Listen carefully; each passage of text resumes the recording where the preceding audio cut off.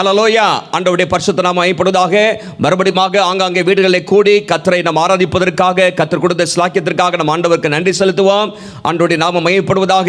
அவருடைய நாமத்தை பிரஸ்தாபப்படுத்துகிற, உயர்த்துகிற எந்த ஸ்தானத்திலும் அவர் வந்து நம்மை ஆசீர்வதிக்கிற தேவனாக இருக்கிறார். இந்த ஆராதனையிலே கர்த்தருடைய ஆசீர்வாதம் இறங்கி வரும்படியாக நம்ம எல்லாரும் கண்களை மூடி ஜெபிப்போம். பரலோக பிதாவே, இந்த நல்ல காலை வேளையிலும் ஆராதிக்கும்படியாக தந்த வாய்ப்புக்காக உங்களுக்கு நன்றி செலுத்துகிறோம். இந்த ஆராதனையை கர்த்தர் எங்களுக்கு ஆசீர்வதிப்பீராக.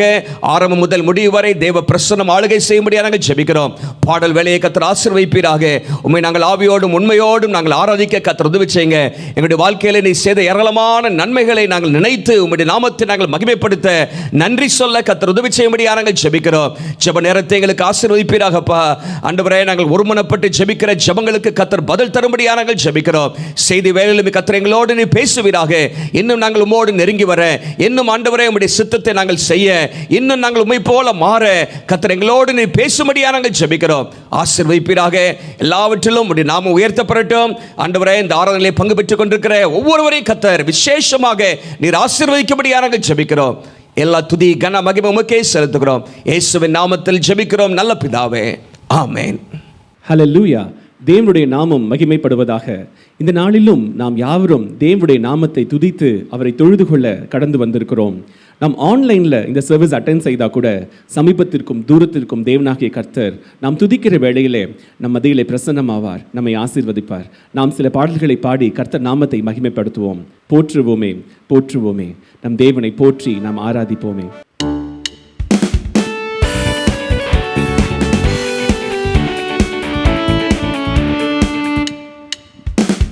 போற்றுவோமே, போற்றுவோமே எம் தேவரீரை இவ்வேளையிலே நன்றியுடனே. எம் தேவரீரை இவ்வேளையிலே நன்றியுடனே போற்றுவோமே. பாரில் என்னையே பிரிப்பெடுத்தோனே, தாவி வந்தோனே.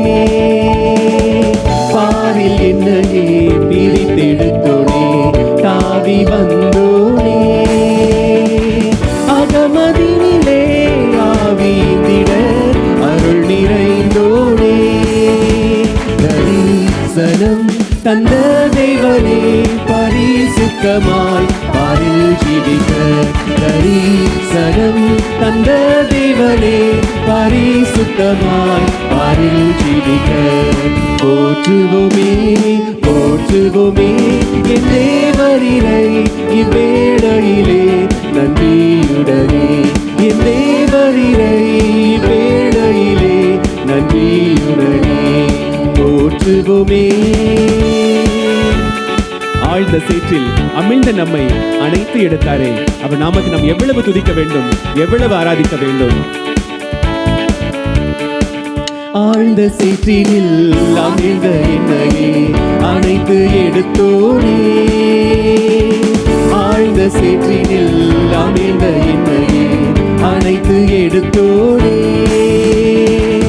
ஆழிதண்ணில் பாவம் எறிந்த அன்னை உத்தமனே, அன்றும் இன்றும் என்றும் துதிப்பேன் மன்னவனையே. மன்னவினிலே அன்றும் இன்றும் என்றும் துதிப்பேன் மன்னவனையே. மன்னவினிலே போற்றுவோமே, போற்றுவோமே என் தேவரீரை இவ்வேளையிலே நன்றியுடனே. என் தேவரீரை இவ்வேளையிலே நன்றியுடனே போற்றுவோமே. நம்முடைய பாவங்களை மாற்றினார், நம்முடைய சாபங்களை மாற்றினார், நம்முடைய நோய்களை குணமாக்கினார். அவருடைய நாமம் என்றும் வாழ்க. பாவம் போக்கியே, சாபம் மாற்றியே, ரோகம் தொலைத்தோனே. பாவம் போக்கியே, சாபம் மாற்றியே, ரோகம் தொலைத்தோனே. துரோகி என்னையே சுத்திகரித்த தூய வேந்தனே. துயா நீயா காயம் மாற்றியே, கருணாநிதியே, பரிகாரியே. துயா நீயா காயம் மாற்றியே, பரிகாரியே. போற்றுகுமே போற்றுகுமே என் தேவரீரை இவ்வேளையிலே நன்றியுடனே என் தேவரீரை இவ்வேளையிலே நன்றியுடனே போற்றுகுமே. இயேசு என்னும் நாமமே என் ஆத்துமாவின் கீதமே, என் நேசரே சுவை நான் என்றும் ஏற்றி மகிழ்ந்திடுவேன். என் நேசரே சுவை நான் என்றும் ஏற்றி மகிழ்ந்திடுவேன்.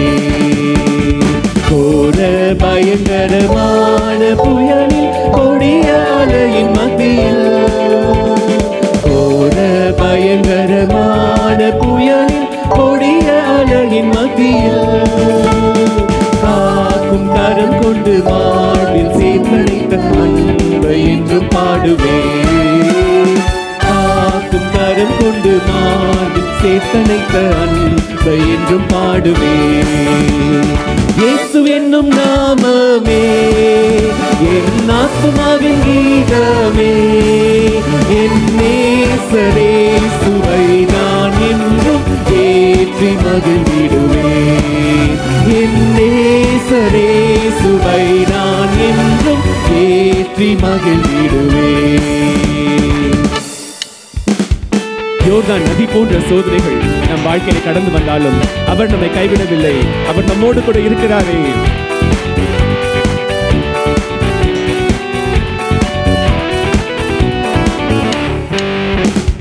யோர்தான் நதி போன்ற சோதனையிலும் சோர்ந்தமென்று மாடாதே. யோர்தான் நதி போன்ற சோதனையிலும் சோர்ந்தமென்று மாடாதே. ஆண்மின் ஜெய துணியோடி பாதுகாத்த அன்பை என்று பாடுவேன்.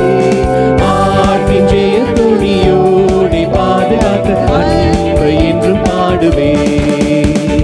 இயேசு என்னும் நாமமே என் ஆத்துமாவின் கீதமே, என் நேசரே சுவை நான் என்றும் ஏற்றி மகிழ்ந்திடுவேன். என் நேசரே சுவை நான் என்றும் ஏற்றி மகிழ்ந்திடுவேன். தாய் தன் பாலகனையே மறப்பினும் நான் மறவேன் என்று சொன்னதால், தாய் தன் பாலகனையே மறப்பினும் நான் மறவேன் என்று சொன்னதால், தாழ்த்தி என்னை அவர் கையில் தந்து ஜீவ பாதை என்று மூடுவேன். தாழ்த்தி என்னை அவர் கையில் தந்து ஜீவ பாதை என்று மூடுவேன். இயேசு என்னும் நாமமே என் ஆத்துமாவின் கீதமே, என் நேசரே சுவை நான் என்றும் ஏற்றி மகிழ்ந்திடுவேன். என் நேசரே சுவை நான் என்றும் ஏற்றி மகிழ்ந்திடுவேன். என் நேசரே சுவை நான் என்றும் ஏற்றி மகிழ்ந்திடுவேன். ஹல்லேலூயா. அவர் நம்முடைய துதி கன மகிமை எல்லாவற்றுக்கும் அவர் பாத்திரராக இருக்கிறார். ஹல்லேலூயா. வேதம் சொல்லுகிறது, நாம் நிற்பதும் நிர்மூலமாகாது இருக்கிறதும் அவருடைய சுத்த கிருபை என்று சொல்கிறது. இன்னைக்கு நம்ம ஆண்டவர் பார்த்து சொல்ல போகிறோம், ஆண்டவரே இன்னைக்கு நான் உயிரோட வாழ்கிறேன்னா அது உடைய கிருபை. இன்னைக்கு நான் உடைய பிள்ளையாக இருக்கேன் அப்படின்னா அது உடைய கிருபை. ஆண்டவரே உடைய கிருபைக்காக நன்றி என்று சொல்லி இந்த பாடலை நான் பாடலாமா? எல்லாரும் இருக்கிற இடங்களிலே கைகளை தட்டி கர்த்தர் நாமத்தை மகிமைப்படுத்தி ஒருமுகப்பட்டு பாடலாமா? கிருபையால் நிலை நிற்கிறோம், உம் கிருபையால் நிலை நிற்கிறோம், கிருபையால் நிலை நிற்கிறோம், உம் கிருபையால் நிலை நிற்கிறோம். கிருபை கிருபை கிருபை கிருபை கிருபை கிருபை கிருபை கிருபை கிருபையால் நிலை நிற்கிறோம், உம் கிருபையால் நிலை நிற்கிறோம், கிருபையால் நிலை நிற்கிறோம், உம் கிருபையால் நிலை நிற்கிறோம். பெயர் சொல்லி அழைப்பது உங்க கிருபை, பெரிய பெரியவனாக்கியது உங்க கிருபை, பெயர் சொல்லி அழைத்தது உங்க கிருபை, பெரியவனாக்கியது உங்க கிருபை, கிருபை கிருபை கிருபை கிருபை கிருபை கிருபை கிருபை கிருபை. நீதிமானாய் மாற்றியது அவருடைய கிருபை, நம்மை நித்தியத்தில் சேர்க்க போவது அவருடைய கிருபை.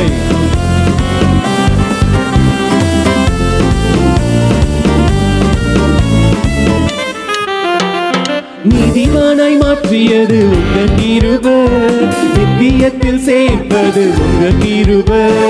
நீதிமானாய் மாற்றியது உங்க கிருபை, நித்தியத்தில் சேர்ப்பது உங்க கிருபை, கிருபை கிருபை கிருபை கிருபை கிருபை கிருபை கிருபை கிருபை.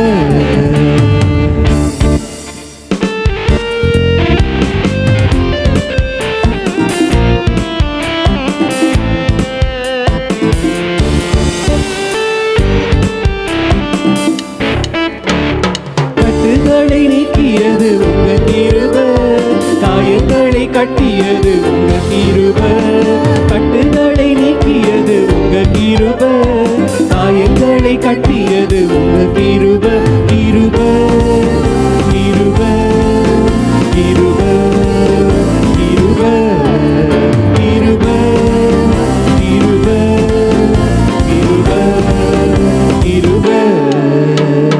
வல்லமையை அளித்தது உங்க கிருபை, வரங்களை கொடுத்தது உங்க கிருபை, வல்லமையை அளித்தது உங்க கிருபை, வரங்களை கொடுத்தது உங்க கிருபை, கிருபை கிருபை கிருபை கிருபை கிருபை கிருபை கிருபை கிருபை.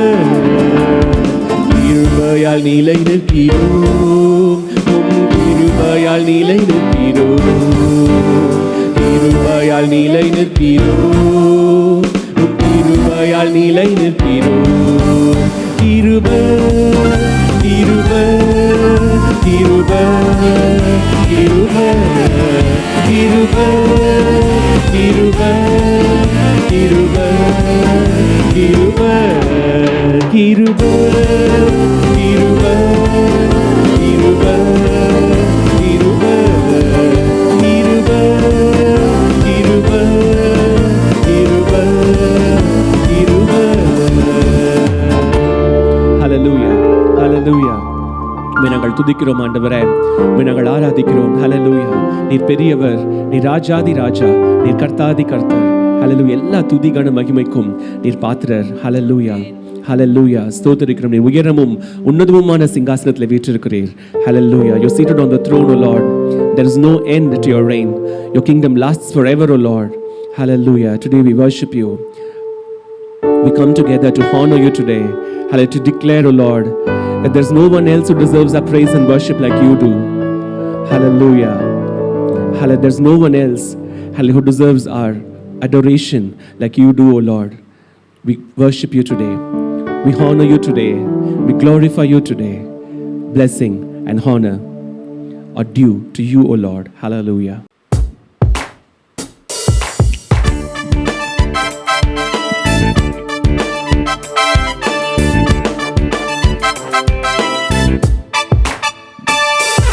Blessing and honor, glory and power be unto the Ancient of Days. From every nation, all of creations bow before the Ancient of Days.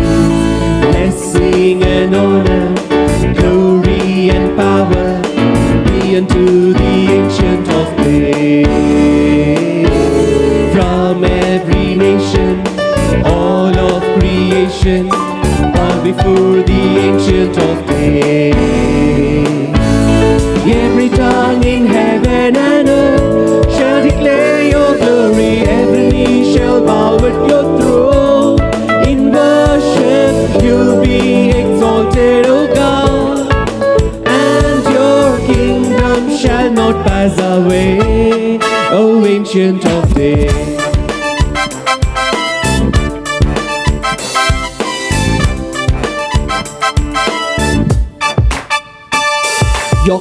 kingdom shall reign over all the earth.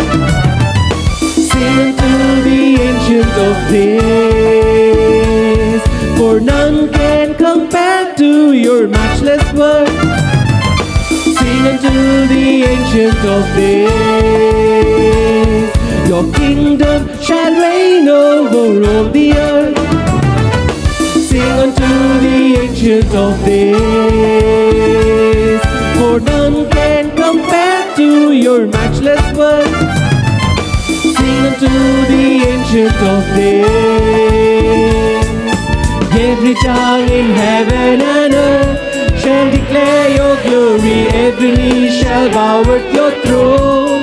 In worship you will be exalted, O God, and your kingdom shall not pass away, O Ancient of Days. யாரும் தமிழிலே பாடி கர்த்தர் நாமத்தை மகிமைப்படுத்த போகிறோம். இருக்கிற இடங்களிலே கைகளை தட்டி இருதயத்தின் ஆழத்திலிருந்து அவரை பாடி ஆராதிக்கலாமா? துதியும் கனமும் மகிமை வல்லமை அநாதி தேவனுக்கே. எல்லா தேசமும் எல்லா சிருஷ்டியும் உன்னத தேவனை பணியட்டும். துதியும் கனமும் மகிமை வல்லமை அநாதி தேவனுக்கே.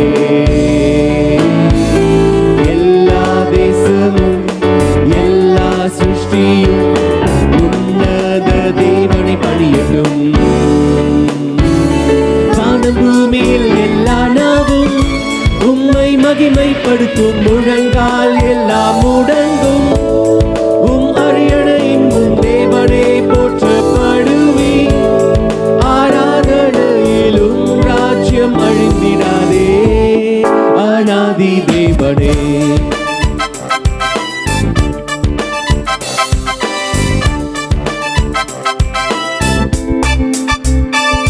பூமியில் உம் ராஜ்யம் ஆளுகை செய்திடும். அநாதி தேவனை பாடுவோம். உமக்கீடானோர் ஒருவரும் இல்லையே. அநாதி தேவனை பாடுவோம்.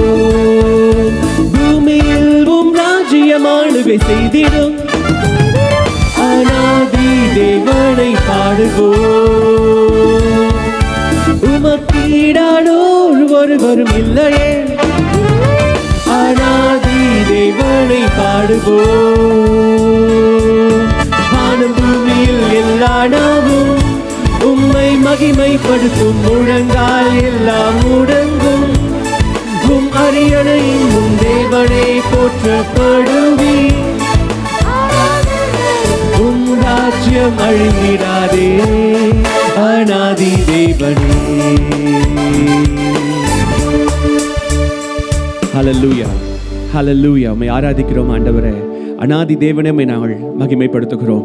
ஆதியும் அந்தமும் ஆனவரே, அல்பாவும் ஒமேகாவும் ஆனவரே, காலங்களை கடந்தவரே. ஹல்லேலூயா. உம்மை நாங்கள் ஆராதிக்கிறோம் ஆண்டவரே. உமக்கு ஆரம்பமும் இல்லை, உமக்கு முடிவும் இல்லை ஆண்டவரே.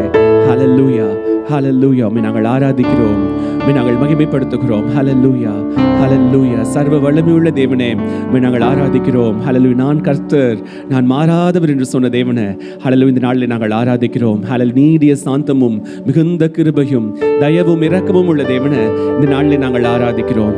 ஹல்லேலூயா, ஹல்லேலூயா. 2-3 பேர் என் நாமத்தில் எங்கு கூடி இருக்கிறீர்களோ அங்கு உங்கள் மத்தியிலே இருக்கிறேன் என்று சொன்னீரே ஆண்டவரே. நான் என் நாமத்தை பிரஸ்தாபப்படுத்துகிற எந்த ஸ்தானத்திலும் வந்து உன்னை ஆசீர்வதிப்பேன் என்று சொன்னீரே ஆண்டவரே. ஹல்லேலூயா. எங்கள் துதிகளின் மத்தியில் வாசம் பண்ணுகிற தேவனே உம்மை நாங்கள் துதிக்கிறோம், உம்மை நாங்கள் ஆராதிக்கிறோம். ஹல்லேலூயா, ஹல்லேலூயா, ஹல்லேலூயா. உம்மை நாங்கள் மகிமைப்படுத்துகிறோம் ராஜா, உம்மை நாங்கள் ஆராதிக்கிறோம். ஹல்லேலூயா. உம்மை நாங்கள் துதிக்கிறோம், தொழுது கொள்ளுகிறோம் ஆண்டவரே. எங்கள் இதயத்தின் ஆழத்திலிருந்து உண்மையாக ராஜா, ஹல்லேலூயா, ஹல்லேலூயா. உம்முடைய சமூகத்திற்கு முன்பாக தாழ பணிந்து ஹல்லேலூயா நாங்கள் உம்மை ஆராதிக்கிறோம். நீரே உயர்ந்தவர் என்று அறிக்கை பண்ணுகிறோம்.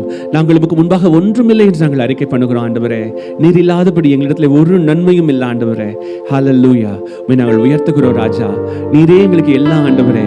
ஹல்லேலூயா. நீரே எங்களுடைய இரட்சகர், நீரே எங்களுடைய மீட்பர், நீரே எங்களுடைய தெய்வம், நீரே எங்களுடைய மேய்ப்பர். ஹalleluya. நீரே எங்களுக்கு எல்லாமானவர் ஆண்டவரே. ஹalleluya. இந்த நாளில் உம்மை நாங்கள் ஆராதிக்கிறோம், உம்மை நாங்கள் மகிமைப்படுத்துகிறோம்.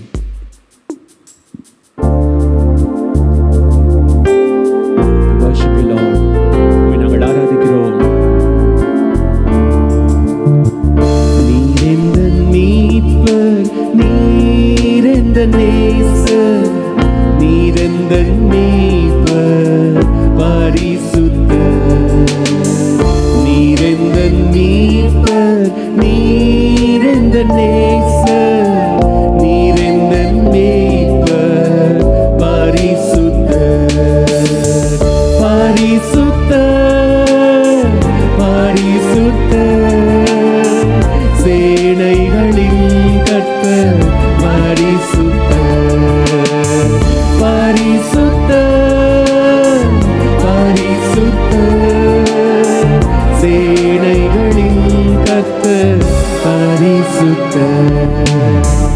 நீரெந்த நம்பிக்கை, நீரெந்த வல்லமை, நீரெந்த மகிமை ஒப்பற்றவர். S Lord. நீரெந்த நம்பிக்கை, நீரெந்த வல்லமை, நீரெந்த மகிமை ஒப்பற்றவர். ஒப்பற்றவர், ஒப்பற்றவர், சேனைகளின் கர்த்தர் ஒப்பற்றவர். ஒப்பற்றவர், ஒப்பற்றவர், சேனைகளின் கர்த்தர் ஒப்பற்றவர். நீரெந்த நண்பர், நீரெந்த நண்பர், நீரெந்த வாழ்வில் அன்புள்ளவர். நீங்க மட்டும்தான் என்ன உண்மையா நேசிக்கிறவங்க ஆண்டவரே. நீரெந்த வாழ்வில் அன்புள்ளவர், அன்புள்ளவர், அன்புள்ளவர், சேனைகளின் கர்த்தர் அன்புள்ளவர். அன்புள்ளவர், அன்புள்ளவர், சேனைகளின் கர்த்தர் அன்புள்ளவர். ஆமாண்டவரே, நீதான் என்னுடைய பலன், நீதான் என்னுடைய நம்பிக்கை, நீதான் என்னுடைய மகிமை ஆண்டவரே. நீதான் என்னுடைய தலையை உயர்த்துகிறவர். ஹல்லேலூயா, ஹல்லேலூயா. நன்றி ஆண்டவரே. என்னுடைய வாழ்க்கையில் இருக்கிற எல்லா நன்மைகளும், எல்லா நன்மையான ஈவும் உங்களுடைய சமூகத்திலிருந்து எனக்கு வந்துச்சு ஆண்டவரே. அதற்காக உமக்கு நான் நன்றி செலுத்துறேன். நீர் தான் என்னுடைய பலன் அப்பா. நீர் இல்லாமல் என்னால் ஒன்றும் செய்ய முடியாத ஆண்டவரே. இந்த நாளில் நான் அறிக்கை பண்றேன், நீரே என்னுடைய பலன், நீரே என்னுடைய மகிமை. நீரெந்த நம்பிக்கை, நீரெந்த வல்லமை, நீரெந்த மகிமை ஒப்பற்றவர். நீரெந்த நம்பிக்கை, நீரெந்த வல்லமை, நீரெந்த மகிமை ஒப்பற்றவர். ஒப்பற்றவர், ஒப்பற்றவர், சேனைகளின் கர்த்தர் ஒப்பற்றவர். ஒப்பற்றவர், ஒப்பற்றவர், சேனைகளின் கர்த்தர் ஒப்பற்றவர். ஆயிரம் பேர்களில் சிறந்தோ ஆண்டவரே சுனீரே. ஆயிரம் பேர்களில் சிறந்தோ ஆண்டவரே சுனீரே. நீதி வெள்ளியே பிரியம் நீரே, என்றென்றும் தொழுதிடுவே.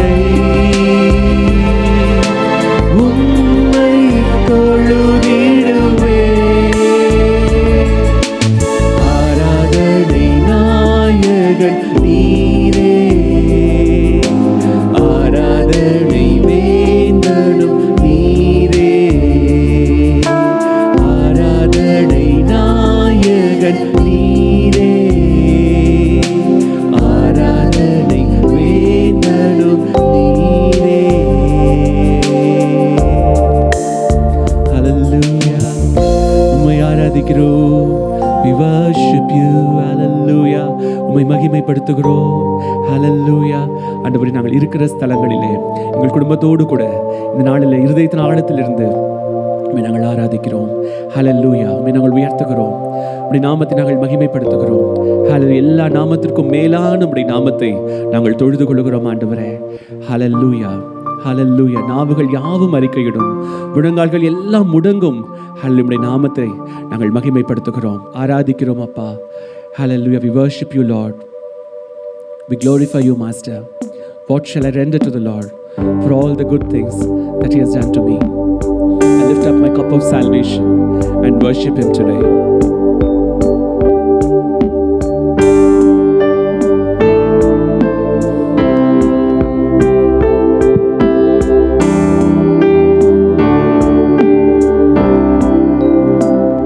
What shall I render to Jehovah? For He has done so very much for me.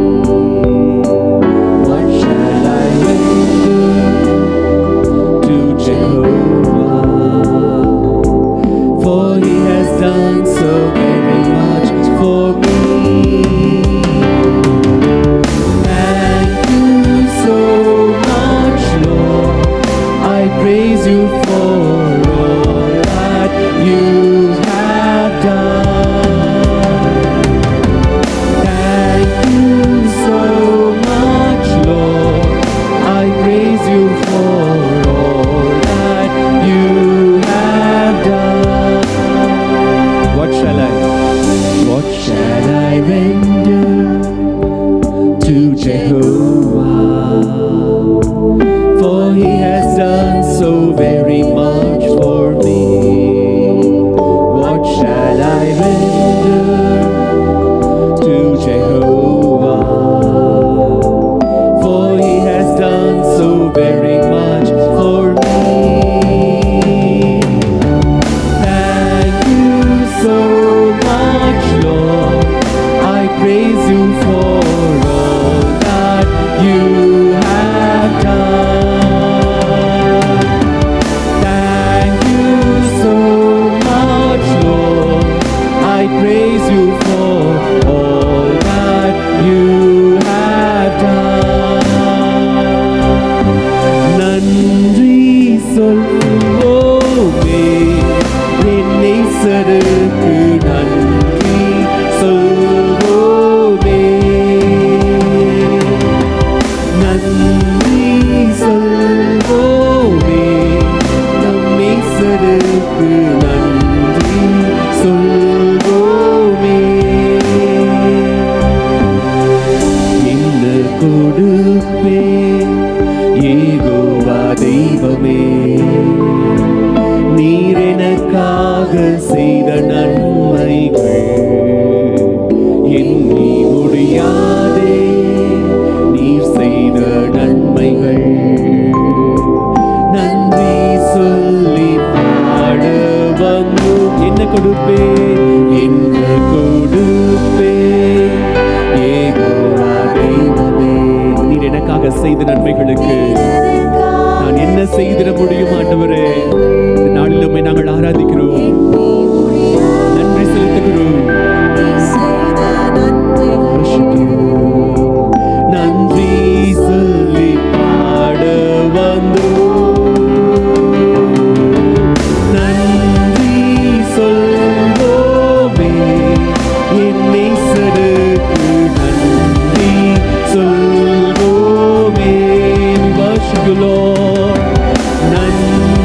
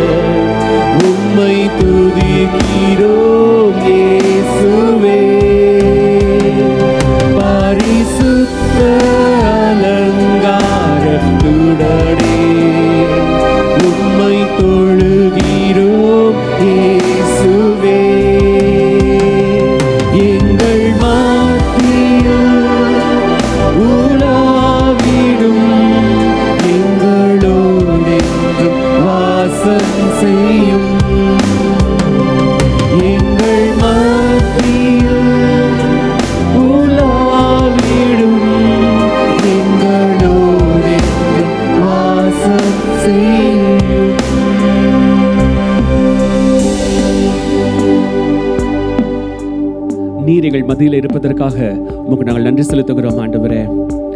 நீர் எங்கள் எல்லாவற்றையும் பார்த்து கொள்ளுகிற யெகோவா ஈரேயாக, எங்களை வழி நடத்துகிறவராக, எங்களை சுகப்படுத்துகிறவராக, எங்கள் மத்தியில் இருப்பதற்காக உமக்கு நாங்கள் நன்றி செலுத்துகிறோம். உம்மை நாங்கள் மகிமைப்படுத்தி உம்மை நாங்கள் ஆராதிக்கிறோம். எல்லா துதி கன மகிமை ஆராதனைகளையும் இயேசுவின் நாமத்திலே ஏறெடுக்கிறோம் நல்ல பிதாவே, ஆமென். ஆண்டவருடைய பரிசுத்த நாமம் மகிமைப்படுவதாக. கர்த்தரை நாம் ஆராதிக்க கர்த்தர் கொடுத்த நல்ல ஸ்லாக்கியத்திற்காக ஆண்டவருக்கு நாம் நன்றி செலுத்துவோம். விசேஷமாக இப்பொழுது நாம் சில நிமிடங்கள் நாம் ஜெபிக்க போகிறோம். ஆண்டவர் நம்முடைய ஜெபங்களை கேட்டு பெரிய காரியங்களை அவர் செய்வார். நீதிமான் செய்யும் ஊக்கமான வேண்டுதல் மிகவும் பலனுள்ளது என்று சொல்லி நாம் வேதத்தில் வாசிக்கிறோம். நம்முடைய ஆண்டவர் ஜெபத்தை கேட்கிறவர். இம்மட்டு எத்தனையோ ஜெபங்களுக்கு ஆண்டவர் பதில் தந்திருக்கிறார். இனிமேலும் ஆண்டவர் நம்முடைய ஜெபங்களுக்கு பதில் தருவார். இந்த கொரோனா பிரச்சனை கொஞ்சம் கொஞ்சமாக குறைந்து வந்து கொண்டிருக்கிறது. ஆண்டவர் இந்த மூன்றாவது அலை தேசத்தில் வராதபடி ஆண்டவர் முற்றிலுமாக தடுக்க வேண்டும். அதுக்காக நம்ம எல்லாம் சேர்ந்து ஜெபிப்போம். ஆப்கானிஸ்தானில் ஏற்பட்டிருக்கிற பிரச்சனைக்காக நம்ம ஜெபிக்க வேண்டும். உலகம் முழுவதிலும் இருக்கிற நாடுகள் இருக்கிற எல்லா பிரச்சனைகளுக்கும் ஒரு முடிவு வர வேண்டும். ஆண்டவருடைய வருகைக்கு தேசங்கள் ஆயத்தப்பட வேண்டும். நம்ம எல்லாரும் ஜெபிப்போம். ஹல்லேலூயா. நன்றி நன்றி நன்றியோடு உம்மை ஸ்தோத்திரிக்கிறோம் அப்பா. சர்வ வல்லமையுள்ள தேவனே, எங்கள் பிதாவே, நல்ல ஜெப நேரத்திற்காக உமக்கு நன்றி செலுத்துகிறோம். நாங்கள் எல்லாரும் ஆண்டவரே பல இடங்களில் இருந்தாலும் எங்களுடைய இதயத்தை நாங்கள் ஒருமுகப்படுத்தி உம்முடைய சமூகத்தில் நாங்கள் வருகிறோம். ஆண்டவரே விசுவாசமுள்ள ஜெபம் ஆண்டவரே பதிலை பெற்றுக்கொண்டு வரும் என்று நாங்கள் வேதத்திலே வாசிக்கிறோமே. நீங்கள் விசுவாசம் உள்ளவர்களாய் ஜெபத்தில் எவைகளை கேட்பீர்களோ அவைகளை எல்லாவற்றையும் பெற்றுக்கொள்வீர்கள் என்று சொல்லி எங்களுக்கு வாக்கு பண்ணியிருக்கிறீர்கள். ஆண்டவரே இந்த நேரத்தில் விசேஷமாக எங்களுடைய தேசத்திற்காக நாங்கள் ஜெபிக்கிறோம் அப்பா. ஆண்டவரே எங்களுடைய தமிழ்நாட்டுக்காக நாங்கள் ஜெபிக்கிறோம். திருச்சி பட்டணத்துக்காக நாங்கள் ஜெபிக்கிறோம். இயேசுவின் நாமத்தில் இந்த கொரோனா பிரச்சனை முற்றிலுமாக நீங்கி போகும்படியாக நாங்கள் ஜெபிக்கிறோம். இயேசுவின் நாமத்தில் அந்த வைரஸ் கிருமிகள் எங்களுடைய தேசத்தை விட்டு விலகி போவதாக இயேசுவின் நாமத்தில். ஆண்டவரே பாதிக்கப்பட்ட எல்லாருக்கும் நல்ல சுகத்தை ஆண்டவர் தருவீராக. மருத்துவமனையில் சிகிச்சை பெற்றுக் கொண்டிருக்கிற எல்லாரும் சீக்கிரத்திலே சுகமடைந்து வீடு திரும்ப கர்த்தர் உதவி செய்யும்படியாக நாங்கள் ஜெபிக்கிறோம் அப்பா. இனிமேலும் யாரும் பாதிக்கப்படாதபடிக்கு கர்த்தர் உதவி செய்வீராக, பாதுகாப்பீராக. ஆண்டவரே உமக்கு நன்றி, நன்றியோடு உம்மை ஸ்தோத்திரிக்கிறோம். இந்த மூன்றாவது அலை வராதபடிக்கு ஆண்டவர் எல்லாவற்றையும் தடை செய்யும்படியாக நாங்கள் ஜெபிக்கிறோம் அப்பா. ஆண்டவரே எல்லா இயல்பு நிலைக்கு திரும்ப கர்த்தர் உதவி செய்வீராக. ஆண்டவருடைய கரம் தேசத்தில் நீட்டப்படும்படியாக நாங்கள் ஜெபிக்கிறோம். தேசத்துக்கு சேமத்தை ஆண்டவர் தருவீராக. ஆண்டவரே தேசத்தின் பாவங்களை மன்னித்து, திருச்சபையின் பாவங்களை மன்னித்து, தேசத்தில் இருக்கிற ஒவ்வொரு ஜனத்தினுடைய பாவத்தை ஆண்டவர் மன்னித்து தேசத்துக்கு ஆண்டவர் சேமத்தை நீ தரும்படியாக நாங்கள் ஜெபிக்கிறோம் அப்பா. ஆண்டவரே உமக்கு நன்றி, நன்றியோடு உம்மை ஸ்தோத்திரிக்கிறோம். ஹல்லேலூயா. ஆண்டவரே தேசம் முழுவதும் இருக்கிற ஜனங்களுக்கு ஆண்டவரே இந்த தடுப்பூசி போடுவதற்கான எல்லா காரியங்களையும் கர்த்தர் பொறுப்பெடுப்பீராக. எல்லாருக்கும் ஆண்டவரே இந்த தடுப்பூசி கிடைக்க கர்த்தர் உதவி செய்யுங்கப்பா. சீக்கிரத்திலே ஆண்டவரே இந்த கொரோனா பிரச்சனைக்கு தேசத்தில் ஒரு பரிபூர்ணமான விடுதலை உண்டாக கர்த்தர் உதவி செய்யும்படியாக நாங்கள் ஜெபிக்கிறோம். ஹல்லேலூயா. உமக்கு நன்றி, நன்றி. பள்ளிக்கூடங்கள் திறக்கப்படுவதாக, கல்லூரிகள் எல்லாம் சீக்கிரத்தில் திறக்கப்படட்டும் ஆண்டவரே. எல்லா ஆண்டவரே இயல்பு நிலைக்கு திரும்பபடியாக நாங்கள் ஜெபிக்கிறோம். ஹல்லேலூயா. உமக்கு நன்றி. ஆண்டவர் மூடப்பட்டிருக்கிற சபைகள் எல்லாம் சீக்கிரத்தில் திறக்கப்பட, ஆலயங்களிலே ஆராதனையின் சத்தம் கேட்க ஆண்டவர் உதவி செய்யும்படியாக நாங்கள் ஜெபிக்கிறோம். தேசம் எங்கிலும் இருக்கிற எல்லா பட்டணங்களும் கிராமங்களிலும் ஆண்டவரை சபைகள் திறக்கப்படும்படியாக நாங்கள் ஜெபிக்கிறோம். உம்முடைய நாமத்தை ஆண்டவரை ஜனங்கள் தேவ பிள்ளைகள் கூடி மகிமைப்படுத்த கர்த்தர் உதவி செய்வீராக. அப்படிப்பட்ட நாட்களை எங்களுக்கு ஆண்டவரை நீ தந்தருளும்படியாக நாங்கள் ஜெபிக்கிறோம். நீங்க அப்படியே செய்ய போறதுக்காக நன்றி செலுத்துகிறோம் ஆண்டவரே. அரசாங்கங்கள் எடுக்கிற எல்லா முயற்சிகளையும் கர்த்தர் ஆசீர்வதிப்பீராக. ஜனங்கள் ஆண்டவரை அதற்கு ஏற்றபடி ஆண்டவரே ஒத்துழைக்க கர்த்தர் உதவி செய்யும்படியாக நாங்கள் ஜெபிக்கிறோம். உம்முடைய நாமம் மகிமைப்படட்டும் ஆண்டவரே. இந்த நாட்களில் தேசத்தில் ஏற்பட்டிருக்கிற எல்லா விலைவாசி உயர்வுக்காக நாங்கள் ஜெபிக்கிறோம் ஆண்டவரே. எத்தனையோ ஜனங்கள் ஆண்டவரே சாமானிய மக்கள் பாதிக்கப்பட்டிருக்கிறாங்கப்பா. ஆண்டவரே பெட்ரோல் டீசல் விலையெல்லாம் குறையும்படியாக நாங்கள் ஜெபிக்கிறோம் ஆண்டவரே. இந்த கேஸ் விலையெல்லாம் குறையும்படியாக நாங்கள் ஜெபிக்கிறோம் அப்பா.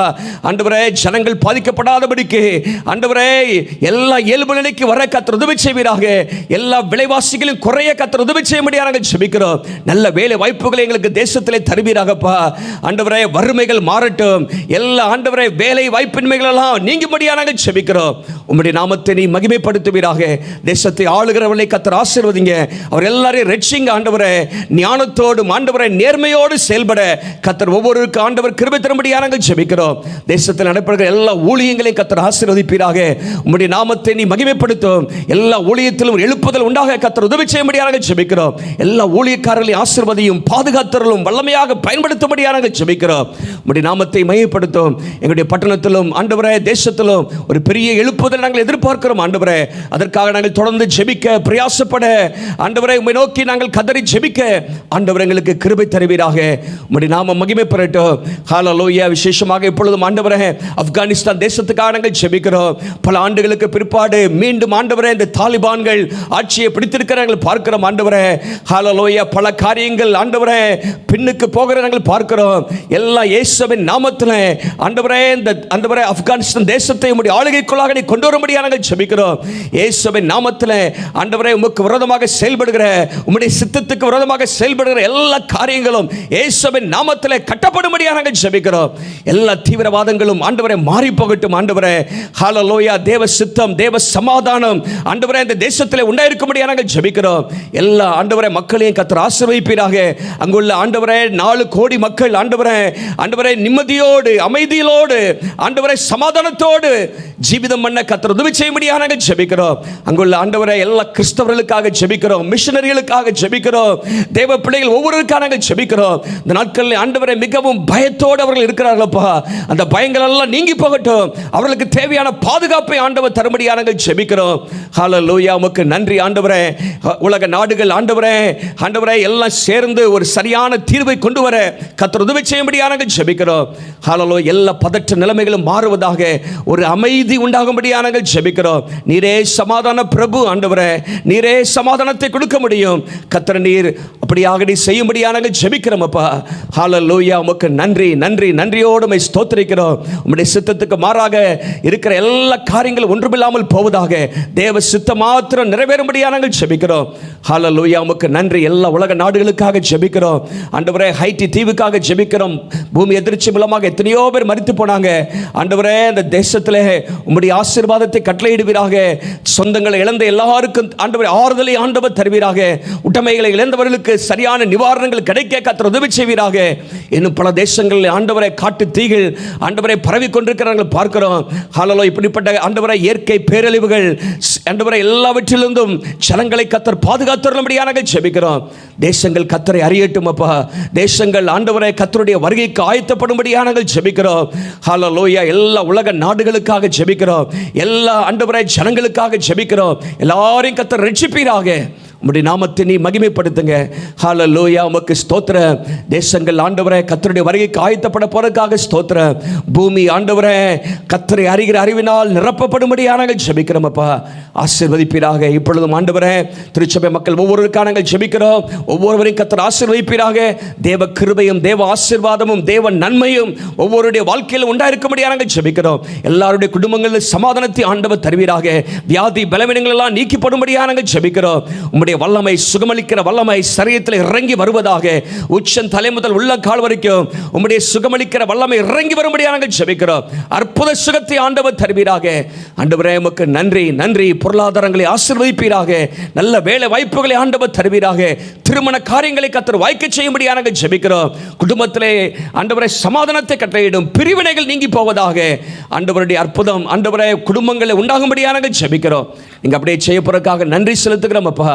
ஆசீர்வதிப்பீராக.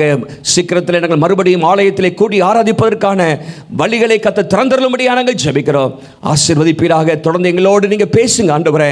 படைக்கிற காணிக்கைகளை கர்த்தர் ஆசீர்வதிப்பீராக. உம்முடைய நாமம் மகிமை பெறட்டும். இயேசுவின் நாமத்தில் ஜெபிக்கிறோம் நல்ல பிதாவே. ஆமென் ஆமென்.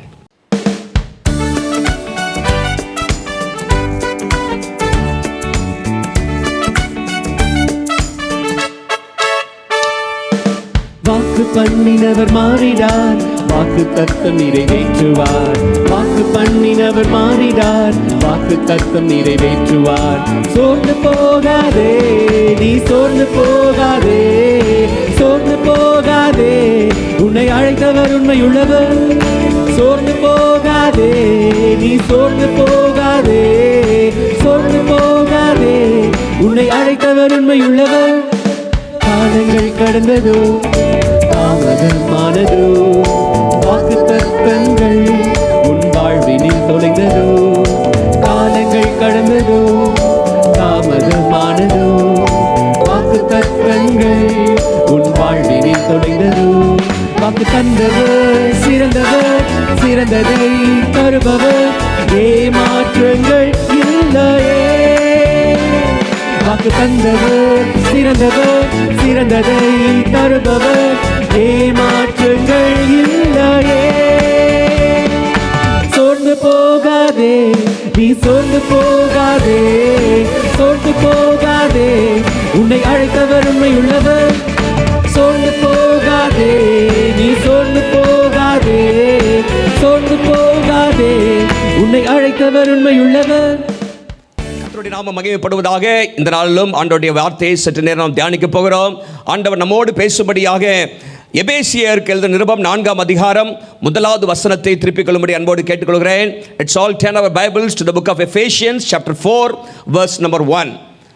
அதனுடைய பின்பகுதியை நான் வாசிக்கிறேன். நான் உங்களுக்கு சொல்லுகிற புத்தி என்னவெனில், நீங்கள் அழைக்கப்பட்ட அழைப்புக்கு பாத்திரவான்களாய் நடந்து கொள்ளுங்கள். Walk worthy of your calling. ஆண்டவர் நமக்கு ஒரு அழைப்பை தந்திருக்கிறார். ரட்சிக்கப்பட்ட ஒவ்வொருவரும் தேவனுடைய அழைப்பை நாம் பெற்றிருக்கிறோம். வேதம் எங்கே சொல்கிறது, நாம் அழைக்கப்பட்ட அழைப்புக்கு பாத்திரவான்களாக நடந்து கொள்ள வேண்டும் என்று சொல்லி நாம் வேதத்திலே வாசிக்கிறோம். ஆகவே என்னுடைய செய்தியின் தலைப்பு இன்றைக்கு அழைக்கப்பட்ட அழைப்புக்கு பாத்திரவான்களாய் நடந்து கொள்ளுங்கள். தேவ பிள்ளைகள், இந்த உலகத்தில் நாம் எப்படி நடக்க வேண்டும் என்று அப்போஸ்தலனாகிய பவுல் பல காரியங்களை இந்த எபேசியர் நிருபத்தில் அவர் எழுதுகிறதை நம்ம பார்க்கிறோம். விசேஷமாக நீங்கள் 4ஆம் அதிகாரத்திலிருந்து நீங்கள் வாசிக்கும் பொழுது ஒரு கிறிஸ்தவன் இந்த உலகத்தில் எப்படி வாழ வேண்டும் என்கிற காரியத்தை அவர் வலியுறுத்தி சொல்ல நம்ம பார்க்கிறோம். நீங்கள் எபேசியர் முதல் 3 அதிகாரத்தில் நீங்கள் வாசிக்கும் பொழுது அங்கே சொல்லப்பட்ட கருத்து என்னவென்று சொன்னால், தேவன் கிறிஸ்துவுக்குள்ளாக நம்ம எப்படி பார்க்கிறார், how God sees us in Christ. அதை தான் இங்கே அப்போஸ்தலனாகிய பவுல் அதிகமாக வலியுறுத்தி காண்பிக்கிறார். நாம் எப்படி கிறிஸ்துவுக்குள்ளாக ஆசீர்வாதங்களை பெற்றுக்கொண்டிருக்கிறோம், எப்படி கிறிஸ்துவுக்குள்ளாக நாம் இருக்கிறோம் என்பதை அங்கே அருமையாக அவர் எடுத்துக் கொடுக்க நம்ம பார்க்கிறோம். 4ஆம் அதிகாரத்திலிருந்து நீங்கள் வாசிக்கும் பொழுது அங்கே பவுல் என்ன வலியுறுத்துகிறார் என்று சொன்னால், how the world should see Christ in us. இந்த உலகம் கிறிஸ்துவை நம்மில் எப்படி பார்க்க வேண்டும் என்பதை அங்கே வலியுறுத்துகிறார். உலகத்தின் ஜனங்கள் ரட்சிக்கப்பட்ட நம்மை பார்க்கிறார்கள். அவர்களுக்கு முன்பாக நாம் எப்படி கிறிஸ்துவை வெளிப்படுத்த வேண்டும், இந்த உலகத்திலே நாம் எப்படி நடக்க வேண்டும் என்பதை அவர் அங்கே வலியுறுத்துகிறார். நம்ம பார்க்கிறோம். முதல் 3 அதிகாரத்திலே அவர் வெல்த் இன் கிரைஸ்ட், கிறிஸ்துவுக்குள்ளாக நமக்கு இருக்கிற ஐஸ்வர்யம், மேன்மைகள், இவைகளை அங்கே சொல்கிறார். அடுத்த 3 அதிகாரங்களிலே 4, 5, 6 அதிகாரங்களிலே அவர் வாக் வித் கிரைஸ்ட், நாம் கிறிஸ்துவுக்குள்ளாக கிறிஸ்துவோடு நாம் எப்படி நடக்க வேண்டும், அவர் walk in Christ and walk with Christ, ஆண்டவரோடு கூட ஆண்டவருக்குள்ளாக நாம் எப்படி நடக்க வேண்டும் என்கிற காரியத்தை அவர் வலியுறுத்துகிற நம்ம பார்க்கிறோம். விசேஷமாக இந்த நிருபத்திலே வாக் நடந்து கொள்ளுங்கள் என்கிற வார்த்தை கிரேக்க பதத்திலே பட்டேயோ என்கிற வார்த்தை 6 முறை வருகிறத நம்ம பார்க்கிறோம். அவைகளை முதலாவது நான் உங்களுக்கு சொல்லிவிட்டு ஒரு 3 குறிப்புக்குள்ளாக இவைகளை நான் அடக்கி நான் பேச விரும்புகிறேன். முதலாவதாக நீங்கள் வாசிக்கும் பொழுது 4ஆம் அதிகாரம் முதல் வசனத்திலே அழைக்கப்பட்ட அழைப்புக்கு பாத்திரவான்களாய் நடந்து கொள்ளுங்கள் என்று அங்கே நாம் வாசிக்கிறோம். 17ஆம் வசனத்திலே அங்கே பவுல் சொல்கிறார், புறஜாதிகள் தங்கள் வீணான சிந்தையில் நடக்கிறது போல இனி நீங்கள் நடவாதிருங்கள். do not walk like them அப்படி என்று அவர் சொல்லுகிற நம்ம பார்க்கிறோம். மாத்திரமல்ல 5ஆம் அதிகாரம் 2ஆம் வசனத்தில் நீங்கள் வாசிக்கும் பொழுது அங்கே அவர் சொல்கிறார், அன்பிலே நடந்து கொள்ளுங்கள் என்று சொல்கிறார். 5ஆம் அதிகாரம் 8ஆம் வசனத்திலே வெளிச்சத்தின் பிள்ளைகளாக நடந்து கொள்ளுங்கள் என்று அவர் சொல்கிறார்.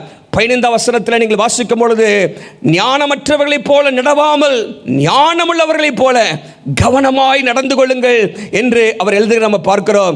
மாத்திரமல்ல 2ஆம் அதிகாரத்தில் நீங்கள் வாசிக்கும் பொழுது 10ஆம் வசனத்தில் அங்கே பவுல் இப்படியாக எழுதுகிறார், நாம் நற்கிரியைகளை செய்யும்படிக்கு கிறிஸ்து இயேசுவுக்குள்ளாக சிருஷ்டிக்கப்பட்டு தேவனுடைய செய்கையாக இருக்கிறோம், அவைகளில் நாம் நடக்கும்படி, வாக்கிங் இன் குட் ஒர்க்ஸ், அவைகளில் நாம் நடக்கும்படி அவர் முன்னதாக அவர் அவைகளை ஆயத்தம் பண்ணியிருக்கிறார் என்று சொல்ல நம்ம பார்க்கிறோம். பல இடங்களிலே சுமார் 6 இடங்களிலே இப்படி நடக்க வேண்டும், இப்படி நடக்கக்கூடாது என்று அவர் எழுதுகிற நம்ம பார்க்கிறோம். ஆகவே தேவனுடைய பிள்ளைகளாக நாம் இந்த உலகத்திலே எப்படி நடக்க வேண்டும், கிறிஸ்தவர்கள் எப்படி நடக்க வேண்டும், அழைக்கப்பட்ட அழைப்புக்கு பாத்திரவான்களாக நாம் எப்படி நடப்பது என்பதை நாம் சிந்தித்து பார்க்க வேண்டும். 1 யோவான் 2ஆம் அதிகாரம் 6ஆம் வசனத்தை நீங்கள் வாசிக்கும் பொழுது வேதம் சொல்கிறது, அவருக்குள் நிலைத்திருக்கிறேன் என்று சொல்லுகிறவன், அவருக்குள் நிலைத்திருக்கிறேன் என்று சொல்லுகிறவன், he who says that he abides in Jesus must walk as Jesus walked. அவர் நடந்தபடியே தானும் நடக்க வேண்டும். இயேசு இந்த உலகத்தில் எப்படி நடந்தாரோ அதே போல நாமும் நடக்க வேண்டும். இயேசுவை கவனித்து பார்த்து அவரை போல நடக்க நம்மை ஒப்பு கொடுக்க வேண்டும்.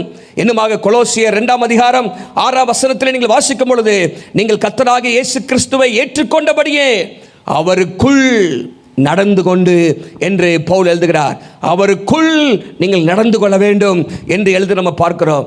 நம்முடைய நடக்கை மிக அவசியமானது. இந்த உலகத்தில் இருக்கிற மக்கள் இயேசுவை அறிய வேண்டும் என்று சொன்னால், இயேசுவின் அன்புக்குள்ளாக வர வேண்டும் என்று சொன்னால், கிறிஸ்தவருடைய நடத்தை மிக முக்கியமாக இருக்கிறது. அநேக காரியங்கள் நம்ம பேசுகிறோம். ஆகவே தான் ஆங்கிலத்தில் எப்படி சொல்வார்கள், your walk talks and your talk talks, but your walk talks louder than your talk talks. நம்முடைய வார்த்தை இந்த உலக மக்களுக்கு பேசுகிறது, அதை காட்டிலும் மேலாக நம்முடைய நடத்தை தான் அதிகமாக பேசுகிறது. நம்முடைய நடத்தை ஜனங்கள் கவனிக்கிறார்கள். தேவ பிள்ளைகளே, நாம் எப்படி நடக்கிறோம்? அழைக்கப்பட்ட அழைப்புக்கு பாத்திரவான்களாக இன்றைக்கு நாம் நடக்கிறோமா? தேவனுக்கு பிரியமானவர்களாக நடந்து கொண்டிருக்கிறோமா? கிறிஸ்துவுக்கு சாட்சிகளாக இந்த உலகத்தில் நடக்கிறோமா? சற்று யோசித்து பாருங்க.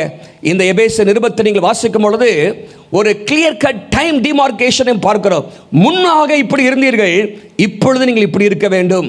முன்பாக உங்களுடைய வாழ்க்கை இப்படி இருந்தது, ஆனால் இப்பொழுதோ நீங்கள் இந்த விதத்தில் நடக்க வேண்டும் என்று சொல்லி அவர் சொல்லுகிறார். இந்த உலக சரித்திரம் கிமு கிபி என்று பிரிக்கப்பட்டிருக்கிறது போல ஒவ்வொரு கிறிஸ்துவனுடைய வாழ்க்கையிலும் அவருடைய வாழ்க்கை 2ஆக பிரிக்கப்படுகிறது. கிறிஸ்துவுக்கு முன் நாம் எப்படி இருந்தோம்? இயேசுவை அறிந்துவதற்கு முன்பாக, ரட்சிக்கப்படுவதற்கு முன்பாக நாம் எப்படி இருந்தோம்? ரட்சிக்கப்பட்ட பிற்பாடு நம்முடைய வாழ்க்கை எப்படி இருக்க வேண்டும்? பாருங்க, இந்த எபேசு நிருபத்தில் முற்காலத்திலே, முன்னே, முந்தின நடக்கை அப்படிங்கிற வார்த்தைகள் அதிகமாக பயன்படுத்தப்படுகிறதை நாம் பார்க்க முடியும். எபேசியர் 2 அதிகாரம் 2 வசனத்தில் அங்கே பவுல் எழுதுகிறார், முற்காலத்திலே நீங்கள் இப்படி நடந்து கொண்டீர்கள். 3 வசனத்திலையும் பாருங்க, நாம் எல்லாரும் முற்காலத்திலே நமது மாம்சமும் மனசும் விரும்பினவைகளை செய்து சுவாபத்தினாலே மற்றவர்களைப் போல கோபாக்கினின் பிள்ளைகளாக இருந்தோம். முற்காலத்தில் எப்படி இருந்தோம்? கீழ்ப்படியாதவர்களாக இருந்தோம். மாம்சமும் மனசும் விரும்பினவைகளை செய்து வந்தோம் என்று அவர் சொல்ல நம்ம பார்க்கிறோம். 5 அதிகாரம் 8 வசனத்திலும் அந்த முற்காலத்திலே என்கிற வார்த்தையை பயன்படுத்துகிறார். 5:8 பாருங்க, முற்காலத்தில் நீங்கள் அந்தகாரமாக இருந்தீர்கள். You were darkness. அந்தகாரத்தில் இருந்தீர்கள் சொல்லவில்லை, நீங்களே அந்தகாரமாக இருந்தீர்கள் முற்காலத்திலே. அதே போல 2 அதிகாரம் 11 வசனத்தில் நீங்கள் வாசிக்கும் பொழுது, முன்னே மாம்சத்தின்படி அப்படின்னு போடப்பட்டிருக்கிறது. முன்னே இப்படி இருந்தீர்கள். 13 வசனத்திலோ இப்பொழுது என்று சொல்லப்பட்டிருக்கிறது. இப்பொழுது, முன்னே, இப்பொழுது. என்னமாக 4 அதிகாரம் 22 வசனத்தில் நீங்கள் வாசிக்கும் பொழுது முந்தின நடக்கை அப்படிங்கிற வார்த்தை போடப்பட்டிருக்கிறது. முந்தின நடக்கைக்குரிய மோசம் போக்கும் இச்சைகளினாலே கெட்டு போகிற பழைய மனுஷனை களைந்து போட்டு, அப்போ முந்தின நடக்கை, முந்தின வாழ்க்கை, கிமு கிறிஸ்துவுக்கு முன் நம்முடைய வாழ்க்கை எப்படி இருந்தது? அதன்படி நடவாதபடிக்கு கிறிஸ்துவுக்கு பின், இயேசுவை ஏற்றுக்கொண்ட பின்பாக, அவரை அறிந்த பிற்பாடாக, அவருடைய அழைப்பை பெற்றவர்களாகிய நாம் அந்த அழைப்புக்கு பாத்திரவான்களாக நடக்க வேண்டும் என்று பவுல் அங்கே எழுதி நம்ம பார்க்கிறோம். இத்தனை காரியங்கள் அங்கே சொல்லப்பட்டிருக்கிறது. அவைகளை 3 தலைப்புகளின் கீழே நான் உங்களோடு இன்றைக்கு நான் பேச விரும்புகிறேன். கிறிஸ்தவர்கள் இந்த உலகத்தில் ஒரு தாக்கத்தை ஏற்படுத்த வேண்டும் என்று சொன்னால், கடந்த வாரத்தில் இந்த பூமிக்கு நாம் உப்பாக இருக்கிறோம் என்று சொல்லி நாம் பார்த்தோம், தியானித்தோம். அப்படி உண்மையாகவே நாம் இருக்க வேண்டும் என்று சொன்னால் நாம் இப்படிப்பட்ட நடக்கை உள்ளவர்களாக இருக்க வேண்டும் என்று பவுலுடைய நிருபத்திலிருந்து, இந்த எபேசு நிருபத்திலிருந்து உங்களுக்கு நான் சில காரியங்களை நான் உங்களோடு பேச விரும்புகிறேன். எபேசியர் 5 அதிகாரம் 2 வசனத்தில் நாம் அங்கே பார்க்கிறோம், வேதம் அங்கே சொல்கிறது, கிறிஸ்து நமக்காக தம்மை தேவனுக்கு சுகந்த வாசனையான காணிக்கையாகவும் பலியாகவும் ஒப்பு கொடுத்து நம்மில் அன்பு கூர்ந்தது போல நீங்களும் அன்பிலே நடந்து கொள்ளுங்கள். Walk in love. அன்பிலே நடந்து கொள்ளுங்கள். இன்னொரு வார்த்தையில் நான் சொல்ல வேண்டும் என்று சொன்னால், கம்பேஷனேட் வாக். ஒரு மனதிருக்கமுள்ள, அன்புள்ள ஒரு நடக்கை நமக்கு தேவை. அன்பிலே நடந்து கொள்ளுங்கள் என்று பவுல் அங்கே வலியுறுத்துகிறார். நீங்கள் 4 அதிகாரம் 31 வசனத்திலிருந்தே அங்கே பல காரியத்தை பவுல் அங்கே எழுதி நம்ம பார்க்கிறோம். பாருங்க, முற்காலத்திலே நம் பகைமை உள்ளவர்களாக, பகைக்கிறவர்களாக, ஜனங்களை வெறுக்கிறவர்களாக, இப்படிப்பட்ட சுவாபத்தை உடையவர்களாக இருந்தோம். ஆனால் இயேசுவை ஏற்றுக்கொண்ட ஒவ்வொருவரும் இந்த உலகத்திலே அன்புள்ளவர்களாக நடக்க வேண்டும் என்று வேதம் சொல்லுகிறது. 1 யோவான் 2ஆம் அதிகாரம் 9, 10, 11 வசனங்கள் நீங்கள் வாசிக்கும் பொழுது பாருங்க, பகைக்கிறவன் என்ன இருக்கிறான்னு சொன்னால் இருளிலே இருக்கிறான் என்று சொல்லப்பட்டிருக்கிறது. நாம் இருளிலிருந்து நாம் வெளிச்சத்துக்குள்ளாக வந்திருக்கிறோம். அப்போ இருளில் இருக்கிறவன் தான் பகைக்கிறவனாக இருக்கிறான். மாத்திரமல்ல, நீங்கள் ஒளிக்கு வந்துவிட்டால் அன்பு உங்களிடத்திலே நிலை கொண்டிருக்கும் என்று நாம் வேதத்திலே வாசிக்கிறோம். மாத்திரமல்ல, 1 யோவான் 3ஆம் அதிகாரம் 14ஆம் வசனத்தில் வாசிக்கும் பொழுது நாம் மரணத்திலிருந்து ஜீவனுக்குள்ளாக வந்திருக்கிறோம். மரணத்தில் இருக்கிறவர்கள் பகைப்பார்கள், வெறுப்பார்கள். ஆனால் ஜீவனுக்குள்ளாக வந்தவர்கள் ஒருவரில் ஒருவர் அன்பாயிருப்பார்கள், சகோதரிடத்தில் அன்பாயிருப்பார்கள் என்கிற சத்தியத்தை அங்கே யோவான் அப்போஸ்தலன் சொல்லுகிறத நம்ம பார்க்கிறோம். நீங்கள் எபேசியர் 5ஆம் அதிகாரத்துக்கு வரும்போது அங்கே முதல் 2 வசனத்தை நீங்கள் வாசிக்கும் பொழுது இப்படியாக நாம் வாசிக்கிறோம், நாம் தேவனை பின்பற்றுகிறவர்களாகி, பிரியமான பிள்ளைகளைப் போல தேவனை பின்பற்றுகிறவர்களாகி. பாருங்க, தேவன் நமக்கு அன்பிற்கு மாதிரியாக அவர் இருக்கிறார் என்று நம்ம பார்க்கிறோம். He is the standard of love. அந்த அன்புக்கு அவர்தான் ஒரு சரியான எடுத்துக்காட்டாக அவர் இருக்கிறத நம்ம பார்க்கிறோம். தேவன் நம்மிடத்தில் எப்படி அன்பு கூர்ந்தார்?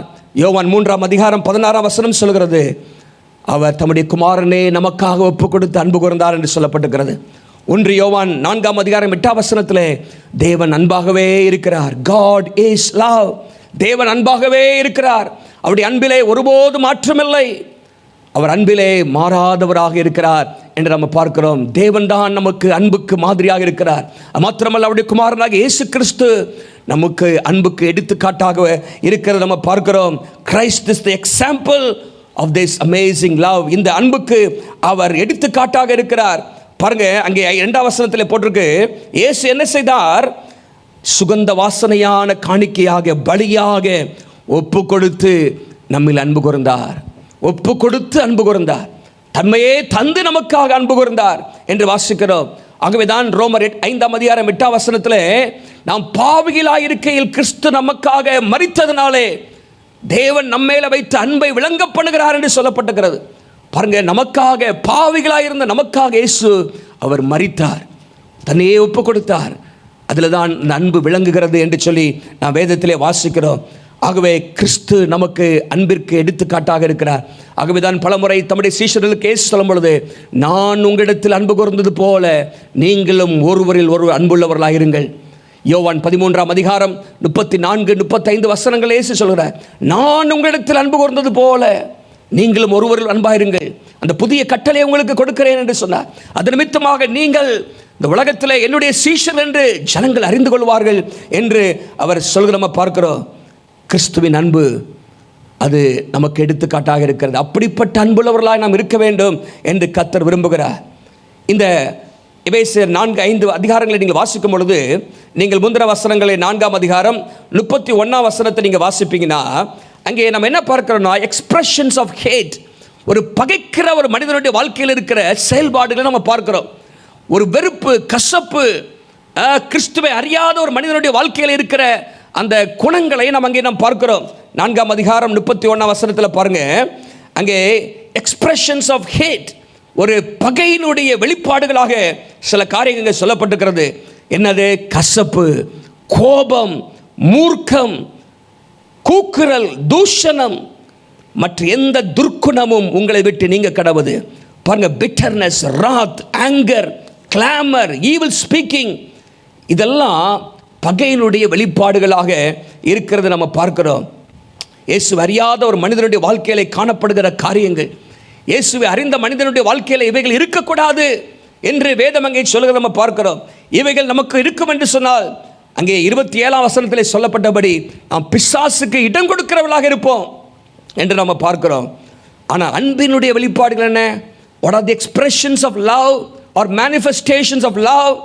நீங்கள் 32ஆம் வசனத்தில் நீங்கள் பார்க்க முடியும். அங்கே என்ன சொல்லப்பட்டிருக்கு பாருங்க, ஒருவருக்கொருவர் தயவாயும் மன உருக்கமாயும் இருந்து கிறிஸ்துவுக்குள் தேவன் உங்களுக்கு மன்னித்தது போல நீங்களும் ஒருவருக்கொருவர் மன்னியுங்கள். தயவு என்று சொல்லப்பட்டிருக்கிறது. பி கைண்ட் ஹார்ட்டட், கைண்ட்னஸ் என்று அங்கே சொல்லப்பட்டிருக்கிறது. மனதுருக்கம், கம்பேஷன் என்று சொல்லப்பட்டிருக்கிறது. மன்னிக்கிறது, பாருங்க, ஒருவரில் ஒருவர் கிறிஸ்து நம்மை மன்னித்தது போல மன்னிக்கணுமா? ஆண்டவர் கல்வாரி சிலுவையில் நம்ம எப்படி மன்னித்தார்? நம்முடைய பாவங்களை யார் இந்த உலகத்தில் மன்னிக்க முடியாது. இயேசு தம்முடைய சொந்த இரத்தத்தை சிந்தி நமக்கு மன்னிப்பை கொடுத்தார். அவரை போல நாம் மன்னிக்க வேண்டும். பாருங்க, இந்த குணங்கள் தான் அன்பின் வெளிப்பாடுகளாக இருக்கிறது நம்ம பார்க்கிறோம். அது மாத்திரமல்ல, நீங்கள் 1 கொரிந்தியர் 13ஆம் அதிகாரத்தில் நீங்கள் வாசிக்கும் பொழுது இன்னும் அதிகமான அன்பின் வெளிப்பாடுகளை குறித்து நாம் வாசிக்கிறோம். 4ஆம் வசனத்திலிருந்து 7ஆம் வசனம் வரைக்கும் நீங்கள் வாசித்தீங்கன்னா அன்பின் வெளிப்பாடுகள் நம்ம பார்க்கிறோம். உண்மையான ஒரு தெய்வீக அன்பு என்ன செய்யும் என்று சொல்லப்பட்டிருக்கிறது. அன்பு நீடிய சாந்தமும் தயவும் உள்ளது, அன்புக்கு பொறாமை இல்லை, அன்பு தன்னை புகழாது, இருமாப்பாயிராது, அயோக்கியமானதை செய்யாது, தற்பொழிவை நாடாது, சினமடையாது, தீங்கு நினையாது, அநியாயத்திலே சந்தோஷப்படாமல் சத்தியத்திலே சந்தோஷப்படும், சகலத்தையும் தாங்கும், சகலத்தையும் விசுவாசிக்கும், சகலத்தையும் நம்பும், சகலத்தையும் சகிக்கும். இதெல்லாம் அன்பின் வெளிப்பாடுகள். இப்படிதான் தேவனுடைய பிள்ளை நடக்க வேண்டும் என்று வேதம் நமக்கு போதிக்கிறது. அமர்மையானவர்களே, இன்னைக்கு இந்த கைண்ட்னஸ் நமக்கு தேவை. மீக்னஸ், நீடிய சாந்தம் நமக்கு தேவை. Kindness is a language even deaf can hear and dumb can speak அப்படின்னு சொல்லுவார்கள். காது கேட்காதவங்களுக்கு கூட இந்த தயவனுடைய மொழி அவர்கள் கேட்க முடியும். பேச முடியாதவர்கள் கூட, வாய் பேச முடியாதவர்கள் கூட இந்த தயவு, கைண்ட்னஸ் என்கிற லாங்குவேஜை, அந்த மொழியை பேச முடியும்.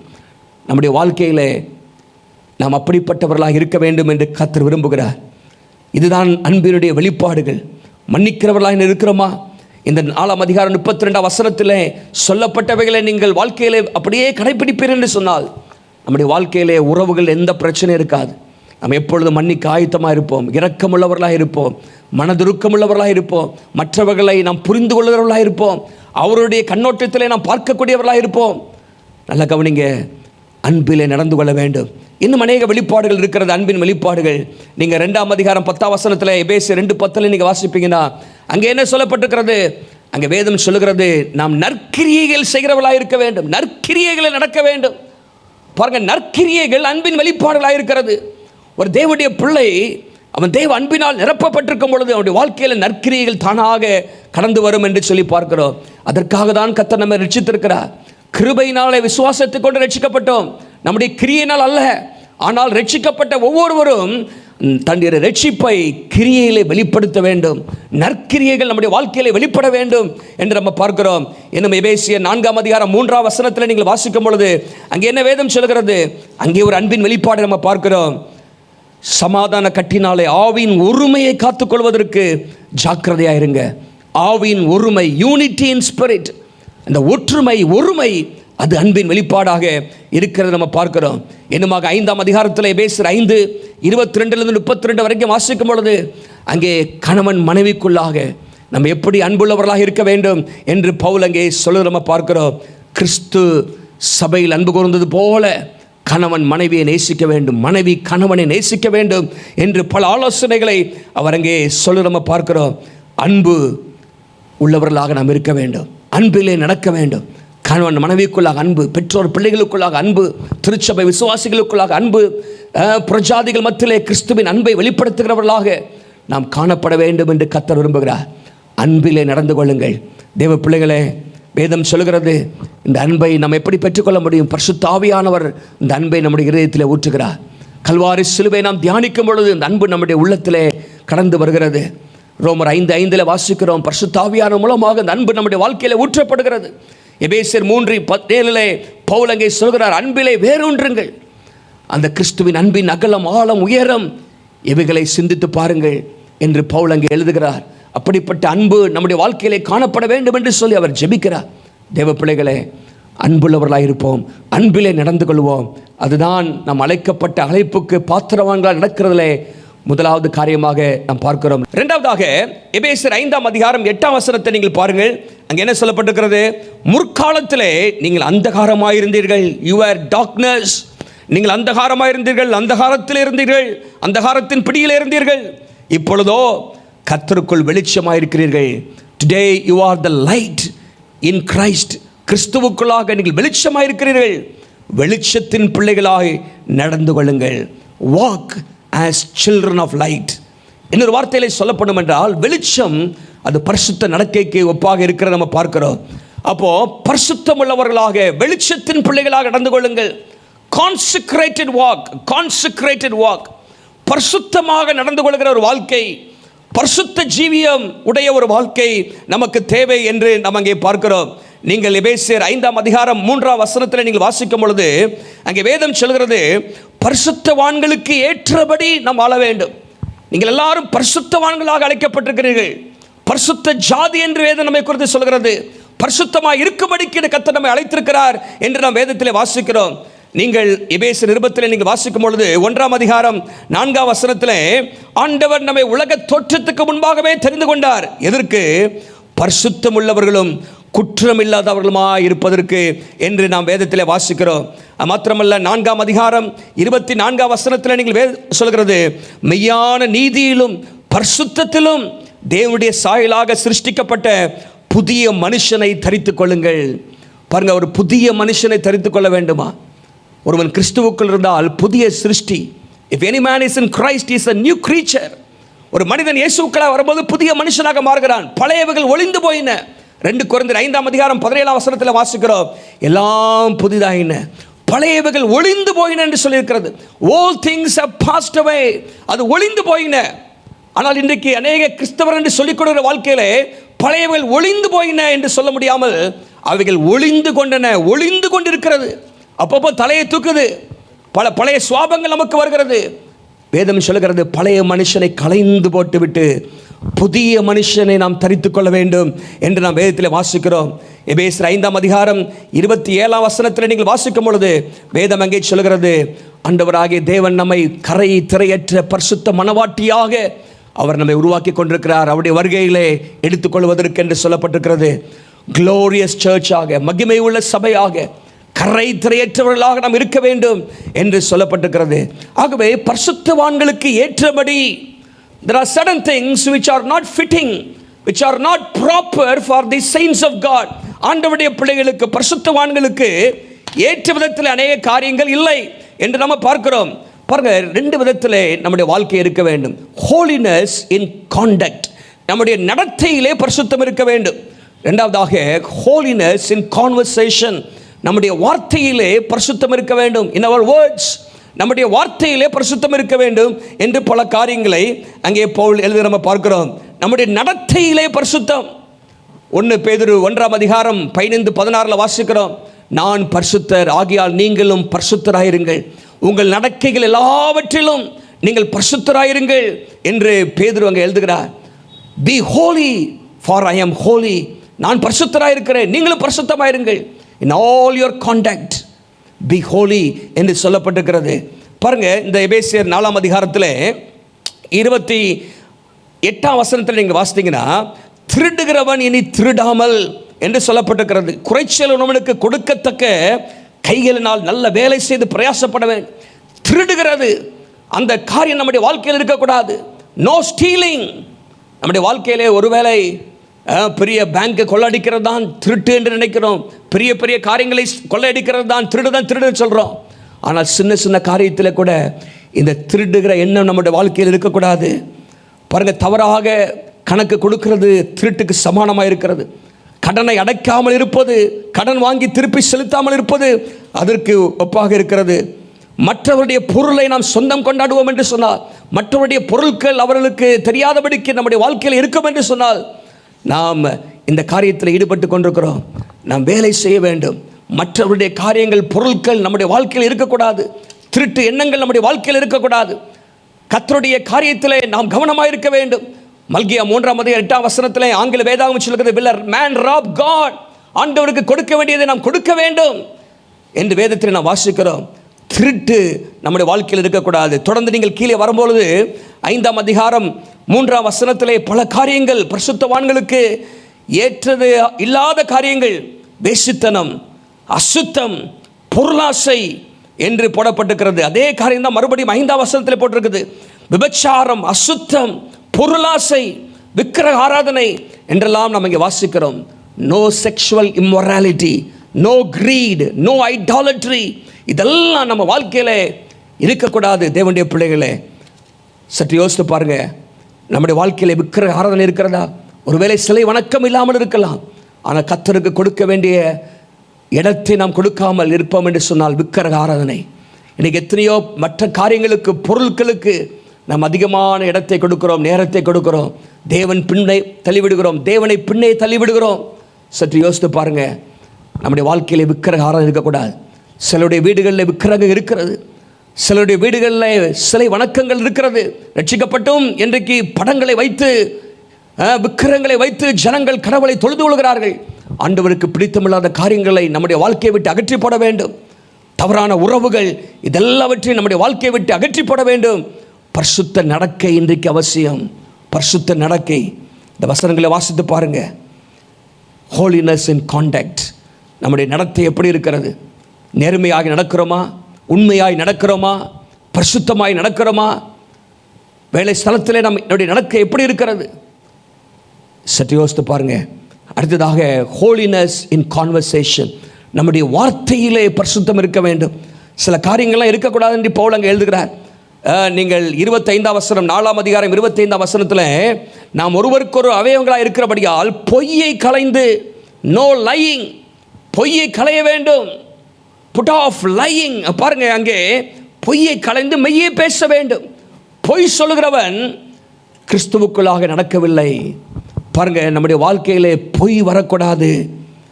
பொய், ஒருவேளை சில காரியத்தை திரித்து சொல்வது, மாற்றி சொல்வதுதான் பொய் என்றல்ல, அது பொய் தான்.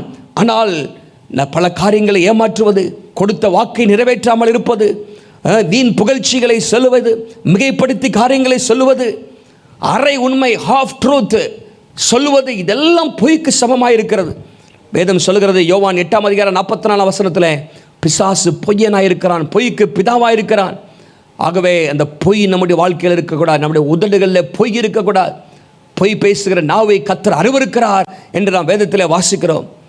பொய் நம்ம வாழ்க்கையில் இருக்கக்கூடாது. அடுத்ததாக 29ஆம் வசனத்தில் அங்கே என்ன சொல்கிறது வேதம்? கெட்ட வார்த்தை ஒன்றும் உங்கள் வாயிலிருந்து புறப்பட வேண்டாம்.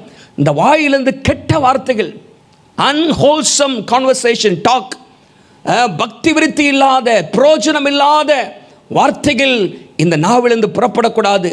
Let no corrupt communication proceed out of your mouth என்று ஒரு மொழிபெயர்ப்பில் நான் வாசிக்கிறோம். கெட்ட வார்த்தைகள், கெட்ட வார்த்தை என்று சொன்னால் குடிகாரன் பேசுகிற மோசமான வல்கர் வேர்ட்ஸ் மாத்திரம் அங்கே இல்லை, சொல்லப்படவில்லை. பக்தி விருத்தி இல்லாத வீணான வார்த்தைகள், பிரயோஜனமற்ற வார்த்தைகள் எல்லாமே கெட்ட வார்த்தைகள் லிஸ்டில் தான் வருதுங்க. ஆகவே நீங்களும் நானும் நம்முடைய வார்த்தையிலே கவனமாக இருக்க வேண்டும். வேதம் சொல்கிறது, மத்தேயு 12ஆம் அதிகாரம் 36ஆம் வசனத்தில், மனுஷர் பேசு வீணான வார்த்தைகளை குறித்து நியாய தீர்ப்பு நாளிலே கணக்கு ஒப்புவிக்க வேண்டும் என்று சொல்லப்பட்டிருக்கிறது. Every idle word that we speak we have to give an account to God. நம்முடைய வாழ்க்கையிலே கவனமாக இருக்க வேண்டும். பொய்யை களைய வேண்டும். கெட்ட வார்த்தைகளை நம்முடைய வாழ்க்கையை விட்டு களைந்து போட வேண்டும். அது மாத்திரமல்ல, அங்கே 5ஆம் அதிகாரம் 4ஆம் வசனத்தில் நீங்கள் வாசித்தீங்கன்னா, வாயிலிருந்து புறப்படுகிற சில காரியங்கள் சொல்லப்பட்டிருக்கிறது. வம்பு, புத்தீனமான பேச்சு, பரியாசம், இதெல்லாம் தகாதவைகள், பரிசுத்தவான்களுக்கு ஏற்றவைகள் அல்ல, தகாதவைகள் என்று சொல்லப்பட்டிருக்கிறது. வம்பு, புத்தீனமான பேச்சு, வம்பிழுக்கிற காரியங்கள், பரியாசம் பண்ணுறது, மற்றவர்களை கேலி செய்கிறது, வீண் பேச்சுக்கள், இதெல்லாம் நம்முடைய வாழ்க்கையை விட்டு அகன்று போக வேண்டும். 4ஆம் அதிகாரம் 31ஆம் வசனத்திலே தூஷணம் என்கிற ஒரு சொல்லப்பட்டிருக்கிறது. தூஷணம் என்றால் ஆங்கிலத்தில் ஸ்லாண்டர் என்கிற வார்த்தை சில மொழிபெயர்ப்புகளை பயன்படுத்தப்பட்டிருக்கிறது. கோல் சொல்லுதல், மற்றவர்களை கெடுத்து பேசுதல், இதெல்லாம் நம்ம வாழ்க்கையில் இருக்கக்கூடாது. பக்தி விருத்திக்கு அடுத்த காரியங்கள், இரக்கமுள்ள வார்த்தைகள், அன்பிலான் நிறைந்த வார்த்தைகள் நம்முடைய வாழ்க்கையில் இருக்க வேண்டும். கோபம் வருகிறது உண்மைதான். நீங்கள் அங்கே 26ஆம் வசனத்தில் வாசிக்கிறோம், நீங்கள் கோபம் கொண்டாலும் பாவம் செய்யாதிருங்கள். அந்த கோபம் அன்பு நிமித்தமாக சரி செய்வதற்காக வர வேண்டுமே தவிர மற்றவர்களை அழிப்பதற்காக, மற்றவர்களை கெடுப்பதற்காக, நம்முடைய இருதயத்தில் இருக்கிற பகை நிமித்தமாக அந்த கோபம் வரக்கூடாது என்று நம்ம பார்க்கிறோம். எரிச்சல் தனிய கடவது, சூரியன் அஸ்தமிக்கிறதுக்கு முன்பாக உங்களுடைய எரிச்சல் தனிய கடவது என்று அங்கே பவுல் எழுதுகிறார். பாருங்க, சில நாட்கள் முன்பாக ஒரு வீடியோ கிளிப்பிங் ஒன்று பார்த்துட்டு இருந்தேன். அதில் அந்த மனிதன் இப்படியாக சொல்கிறார், நம்முடைய சரீரத்திலிருந்து வருகிற அனைத்து காரியங்களும், வெளியே வருகிற காரியங்கள்லாம் நாற்றம் எடுக்கிறது. Everything that comes out of the body stinks. பல காரியத்தை பார்க்கிறோம். வேர்வை நாற்றம் எடுக்கிறது, கண்ணீர், எச்சில், மனித கழிவுகள் இதெல்லாம் நாற்றம் எடுக்கக்கூடியதாக இருக்கிறது.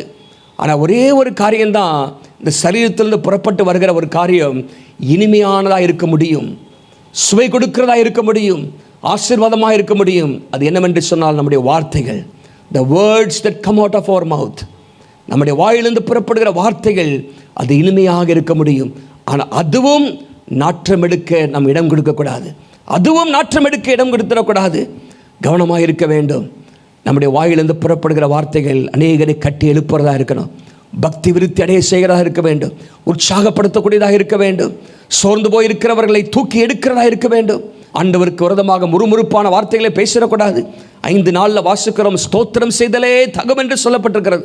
5ஆம் அதிகாரம் 19ஆம் வசனத்திலிருந்து வாசிக்கும் பொழுது சங்கீதங்கள், கீர்த்தனைகள், ஞான பாட்டுகள் இவைகள்னாலே ஒருவருக்கு ஒரு புத்தி சொல்லிக் கொண்டிருக்க வேண்டும், ஆண்டவரை மகிமைப்படுத்த வேண்டும், எல்லாவற்றிலும் தேவனை ஸ்தோத்தரிக்க வேண்டும். அதுதான் நம்முடைய நாவிலிருந்து புறப்பட்டு வர வேண்டும். ஹோலினஸ் இன் கான்வர்சேஷன். நம்முடைய வாழ்க்கையில் இவைகள் இல்லாத பட்சத்தில், பரிசுத்தம் இல்லாத பட்சத்தில், அங்கே வேதம் சொல்கிறது 30ஆம் வசனத்திலே பரிசுத்த ஆவியானவர் துக்கப்படுவார். நமக்குள்ளாக இருக்கிற பரிசுத்த ஆவியானவர் துக்கப்படுவார். அவர் நம்மை கண்டித்து உணர்த்துவார். அவர் பல காரியங்களை குறித்து சொல்லுவார், இப்படி செய்யாதே, இதை பேசாதே, இங்கே போகாதே என்று சொல்லுவார். நம்ம அதை மீறி பரிசுத்தமில்லாத காரியங்களை செய்வதற்கு முற்படும் பொழுது அவர் நமக்குள்ளாக இருந்து துக்கப்படுகிறார். The Holy Spirit of God is grieved. அவர் நமக்குள்ளாக இருந்து துக்கப்படுவார். So do not grieve the Holy Spirit of God. நம்முடைய வாழ்க்கையிலே கவனமாக இருப்போம். நம்முடைய வாழ்க்கையை கெடுக்கிற சிறு சிறு காரியங்களை, குள்ள நரிகளையும் சிறு நரிகளையும் பிடிப்போம். திராட்சை தோட்டத்தை கெடுத்து விடாதபடிக்கு, நம்முடைய வாழ்க்கை என்கிற திராட்சை தோட்டத்தை, பரிசுத்தம் என்கிற திராட்சை தோட்டத்தை கெடுத்து விடாதபடிக்கு சின்ன சின்ன காரியங்களெல்லாம் அகற்றிவிட்டு பரிசுத்தமாக, பரிசுத்தவான்களுக்கு ஏற்றபடி நடக்க நம்மை அர்ப்பணிப்போம். வெளிச்சத்தின் பிள்ளைகளாக இருப்போம். Walk in light, walk as children of light. வெளிச்சத்தின் பிள்ளைகளாக நடக்க உங்களை ஒப்புக்கொடுங்கள். 3ஆவதாக, கடைசியாக 5ஆம் அதிகாரம் 15ஆம் வசனம் வேதம் சொல்லுகிறது, நீங்கள் ஞானமற்றவர்களைப் போல நடவாமல் ஞானமுள்ளவர்களைப் போல கவனமாய் நடந்து கொள்ள பார்த்து என்று சொல்லப்பட்டிருக்கிறது. ஞானமற்றவர்களை போல நடவாமல், அங்கே ஒரு நெகட்டிவ் காரியம் போட்டு, do not be unwise. ஞானமற்றவர்களை போல் நடவாமல் ஞானம் உள்ளவர்களாக, be wise in your walk. கவனமாய் நடந்து, கேர்ஃபுல்லி, கவனமாய் நடக்க வேண்டுமா? பாருங்க, ஞானம் உள்ளவர்களை போல நடக்க வேண்டும், ஞானமாக நடக்க வேண்டும், கவனமாக நடக்க வேண்டும். முதலான சொன்னேன், கம்பேஷனேட் வாக், அன்பிலே நடக்க வேண்டும். 2ஆவதாக கான்செக்ரேட்டட் வாக், பரிசுத்தமாக வெளிச்சத்தின் பிள்ளைகளாக நடக்க வேண்டும். 3ஆவதாக கேர்ஃபுல் வாக், கவனமாக ஞானமாக நாம் இந்த உலகத்தில் நடக்க வேண்டும் என்று பவுல் அங்கே எழுதுகிறார். கவனமாய் நடந்து கொள்கிற என்ன, சர்க்கம்ஸ்பெக்ட்லி அப்படி போட்டிருக்கேன், வாக்கிங் சர்க்கம்ஸ்பெக்ட்லி அப்படின்னா என்ன, ஒரு டைட் ரோப் வாக்கர். ஒரு கயிறில் நடக்கிற மனிதனை நீங்கள் பார்த்துருக்கீங்களா? குச்சை வைத்துட்டு கையில் நடப்பாங்க. எவ்வளவு கவனமாக ஒவ்வொரு ஸ்டெப் எடுத்து அவங்க நடக்கணும். ஒரு தவறாக ஒரு ஸ்டெப் எடுத்து வச்சிட்டாலும் கீழே விழுந்துவதற்கு வாய்ப்புகள் இருக்கிறது, ஜீவனை பறிகொடுப்பதற்கும் வாய்ப்புகள் இருக்கிறது என்று நம்ம பார்க்கிறோம். ஆகவே அவ்வளவு கவனமாக ஒவ்வொரு ஸ்டெப் எடுத்து நம்ம வாழ வேண்டும். இந்த உலகத்திலே உலகம் நம்மை பார்க்கிறது என்று சொல்லி பவுல் அங்கே எச்சரித்து சொல்ல நம்ம பார்க்கிறோம். தேவனுடைய பிள்ளைகளே, பிசாசு அவன் எவனை விழுங்கலாமோ என்று சொல்லி வகை தேடி சுற்றித் திரிகிறான். நீங்களும் நானும் விசுவாசத்தில் உறுதியாக இருக்க வேண்டும், தெளிந்த புத்தி உள்ளவர்களாக இருக்க வேண்டும், கவனமாக நடக்க வேண்டும் என்று வேதம் சொல்கிறது. கொலோசியர் 4ஆம் அதிகாரம் 5ஆம் வசனத்தில் நாம் வாசிக்கிறோம், புறம்பே இருக்கிறவர்களுக்கு முன்பாக ஞானமாய் நடந்து காலத்தை பிரயோஜனப்படுத்திக் கொள்ளுங்கள். Be wise in the way you act towards outsiders. Make the most of every opportunity. புறம்பே இருக்கிறவர்களுக்கு முன்பாக ஞானமாய் நடக்க வேண்டும் என்று சொல்லப்பட்டிருக்கிறது. அநேக கன்னிகளை பிசாசு என்று வைத்திருக்கிறான். கவனமாக நடக்க வேண்டும், ஒவ்வொரு ஸ்டெப்பும் நாம் கவனமாக எடுத்து வைக்க வேண்டும் என்று வேதம் சொல்கிறது. பாருங்கள், இந்த இடத்துல நாம் ஞானம் இல்லாமல் நடக்கக்கூடாதுன்னு சொல்லி 2 இடத்துல வாசிக்கிறோம். 15ஆம் வசனத்தில் நீங்கள் ஞானமற்றவர்களைப் போல் நடவாமல் சொல்லப்பட்டிருக்கிறது. 17ஆம் வசனத்தில் நீங்கள் மதியற்றவர்களாயிராமல், do not be foolish, do not be unwise என்று அங்கே போடப்பட்டிருக்க நம்ம பார்க்கிறோம். சரி, அப்போது ஞானமாக நடக்கிறோம். எப்படி நடக்கிறது? How to walk carefully, circumspectly, wisely. எப்படி நடக்கிறது ஞானமாக கவனமான்னு சொன்னால் சில காரியங்களை பவுல் அங்கே சொல்கிறார். முதலாவதாக, ஞானமாய் நடக்கிறவர்கள் காலத்தை பிரயோஜனப்படுத்திக் கொள்வார்கள். They will seize every opportunity. They will make use of time wisely. அவர்கள் காலத்தை ஞானமாக பயன்படுத்துவார்கள். Making the most of every opportunity என்று சொல்வதை நீங்கள் கேள்விப்பட்டிருக்கிறீர்கள். இந்த காலம் கொடிய ஒரு காலமாக இருக்கிறது. காலம் வேகமாக போய்கொண்டிருக்கிறது. மனுஷனுடைய வாழ்நாள் மிகவும் குறுகினது. Life is short, time is short. நமக்கு குறைந்த நாட்கள் தான் கொடுக்கப்பட்டிருக்கிறது.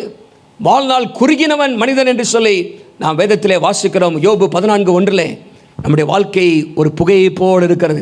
ஆகவே கொடுக்கப்பட்ட காலத்திலே நம்ம கவனமாக இருக்க வேண்டும். நேரத்தை சரியான விதத்திலே பயன்படுத்த வேண்டும். வீணான காரியங்களை நம்முடைய வாழ்க்கையை விட்டு அகற்றி போட வேண்டும். எதற்கு முன்னுரிமை கொடுக்க வேண்டுமோ அதற்கு முன்னுரிமை கொடுத்து நம்முடைய வாழ்க்கை அமைக்கப்பட வேண்டும். இன்னைக்கு எப்படி காலத்தை செலவழிக்கிறீர்கள்? நம்முடைய வாழ்க்கையிலே தேவன் நம்முடைய நேரத்தில் முதன்மையான இடத்துல இருக்க வேண்டும். ஜெபமும் வேத வாசிப்பும் முதல் இடத்துல இருக்க வேண்டும். இன்றைக்கு உங்களுடைய நேரத்தில் வேத வாசிப்பும் ஜெபமும் முன்னுரிமை பெற்றிருக்கிறதா? இல்லாவிட்டால் ஏதோ கடைசியாக ஆண்டவரை தேடுகிற அனுபவம் இருக்கிறதா? ஜெபம், வேத வாசிப்பு, கர்த்தரோடு இருக்கிற உறவு தான் நம்முடைய நேரத்தில் முதன்மையான பங்கை வகிக்க வேண்டும். மற்ற காரியங்கள்லாம் அடுத்ததாக, நம்முடைய வேலை, அலுவலகம், குடும்பம், இதெல்லாம் நமக்கு தேவை. ஆனால் முன்னுரிமை, ப்ரையாரிட்டி கர்த்தருக்கு கொடுக்க வேண்டும். காலத்தை பயன்படுத்த வேண்டும். உழைக்க வேண்டிய நேரத்தில் உழைக்க வேண்டும். படிக்க வேண்டிய நேரத்தில் படிக்க வேண்டும். காலத்தை வீணடித்து விடக்கூடாது. இந்த கொரோனா காலகட்டத்தில் எவ்வளவோ வாய்ப்புகளை கர்த்தர் நமக்கு கொடுத்தார். எப்படி நாம் பிரயோஜனப்படுத்தினோம் அவைகளை? காலத்தை வீணடிக்காதீர்கள். ஒவ்வொரு நிமிடமும் மிக முக்கியது. டைம் இஸ் கோல்டு என்று சொல்கிறார்கள். நேரம், காலம் பொன் போன்றது. Time and tide wait for no man. காலமும் கடலையும் காத்திருக்காது யாருக்குமே. அது போய்கொண்டே தான் இருக்கும். பணத்தை இழந்தால் பணத்தை சம்பாதித்து விடலாம். ஆனால் காலத்தை இழந்தால் அது அப்படியே போய்விடும். மிகவும் கவனமாக இருக்க வேண்டும். ஆண்டவருக்கு கொடுங்க, ஊழியம் செய்யுங்கள். உங்கள் வாழ்க்கையை முன்னேற்றுவதற்கு, செல்ஃப் அட்வான்ஸ்மெண்ட், செல்ஃப் இம்ப்ரூவ்மெண்ட், நீங்கள் இன்னும் வளர்வதற்கு பல காரியங்களை திட்டமிடுங்கள், முயற்சி செய்யுங்கள். சோம்பேறியாக தேவ பிள்ளைகள் இருக்கக்கூடாது. கவனமாக நடக்க வேண்டும். இந்த உலகத்தில் பாருங்கள், எவ்வளோ பேர் எவ்வளோ முயற்சிகளை செய்து வாழ்க்கையில் முன்னேறி கொண்டிருக்கிறார்கள். நீங்களும் நானும் இன்னும் தீவிரமாக நாம் செயல்பட வேண்டும் என்று கர்த்தர் விரும்புகிறார். வேதம் சொல்லுகிறது, ஆண்டவராக இயேசு கிறிஸ்து தனக்கு கொடுக்கப்பட்ட காலத்தை மிகவும் கவனமாக செலவழித்தார். இயேசு சொல்கிறாரு, யோவான் 9:4 பகல் காலம் இருக்கும் வரைக்கும் நான் என்னை அனுப்பினருடைய கிரியை செய்ய வேண்டும். ஒருவரும் கிரியை செய்யக்கூடாது, ராக்காலம் வருகிறது. ஆண்டவராக இயேசு கிறிஸ்து தனக்கு கொடுக்கப்பட்ட காலம் கொஞ்சம்தான் என்று அறிந்து மிகவும் வேகமாக, துரிதமாக அவர் செயல்பட்டார். நேரத்தை வீணாக்காதபடிக்கு செயல்பட்டார். காலத்தை பிரயோஜனப்படுத்துகிறவர்கள் தான் ஞானம் உள்ளவர்கள் என்று நம்ம பார்க்கிறோம். இரண்டாவதாக, எப்படி நாம் ஞானம் உள்ளவர்களாக இருக்க வேண்டும்? அங்கே வேதம் சொல்கிறது 5:17 நீங்கள் மதியற்றவர்களாக இராமல் கர்த்தருடைய சித்தம் என்னதென்று உணர்ந்து கொள்ளுங்கள். Understand the will of God in your life. உங்கள் வாழ்க்கையில் தேவ சித்தம் என்னென்று உணர்ந்து செயல்படுங்க. தேவ சித்தத்தை உணர வேண்டும்.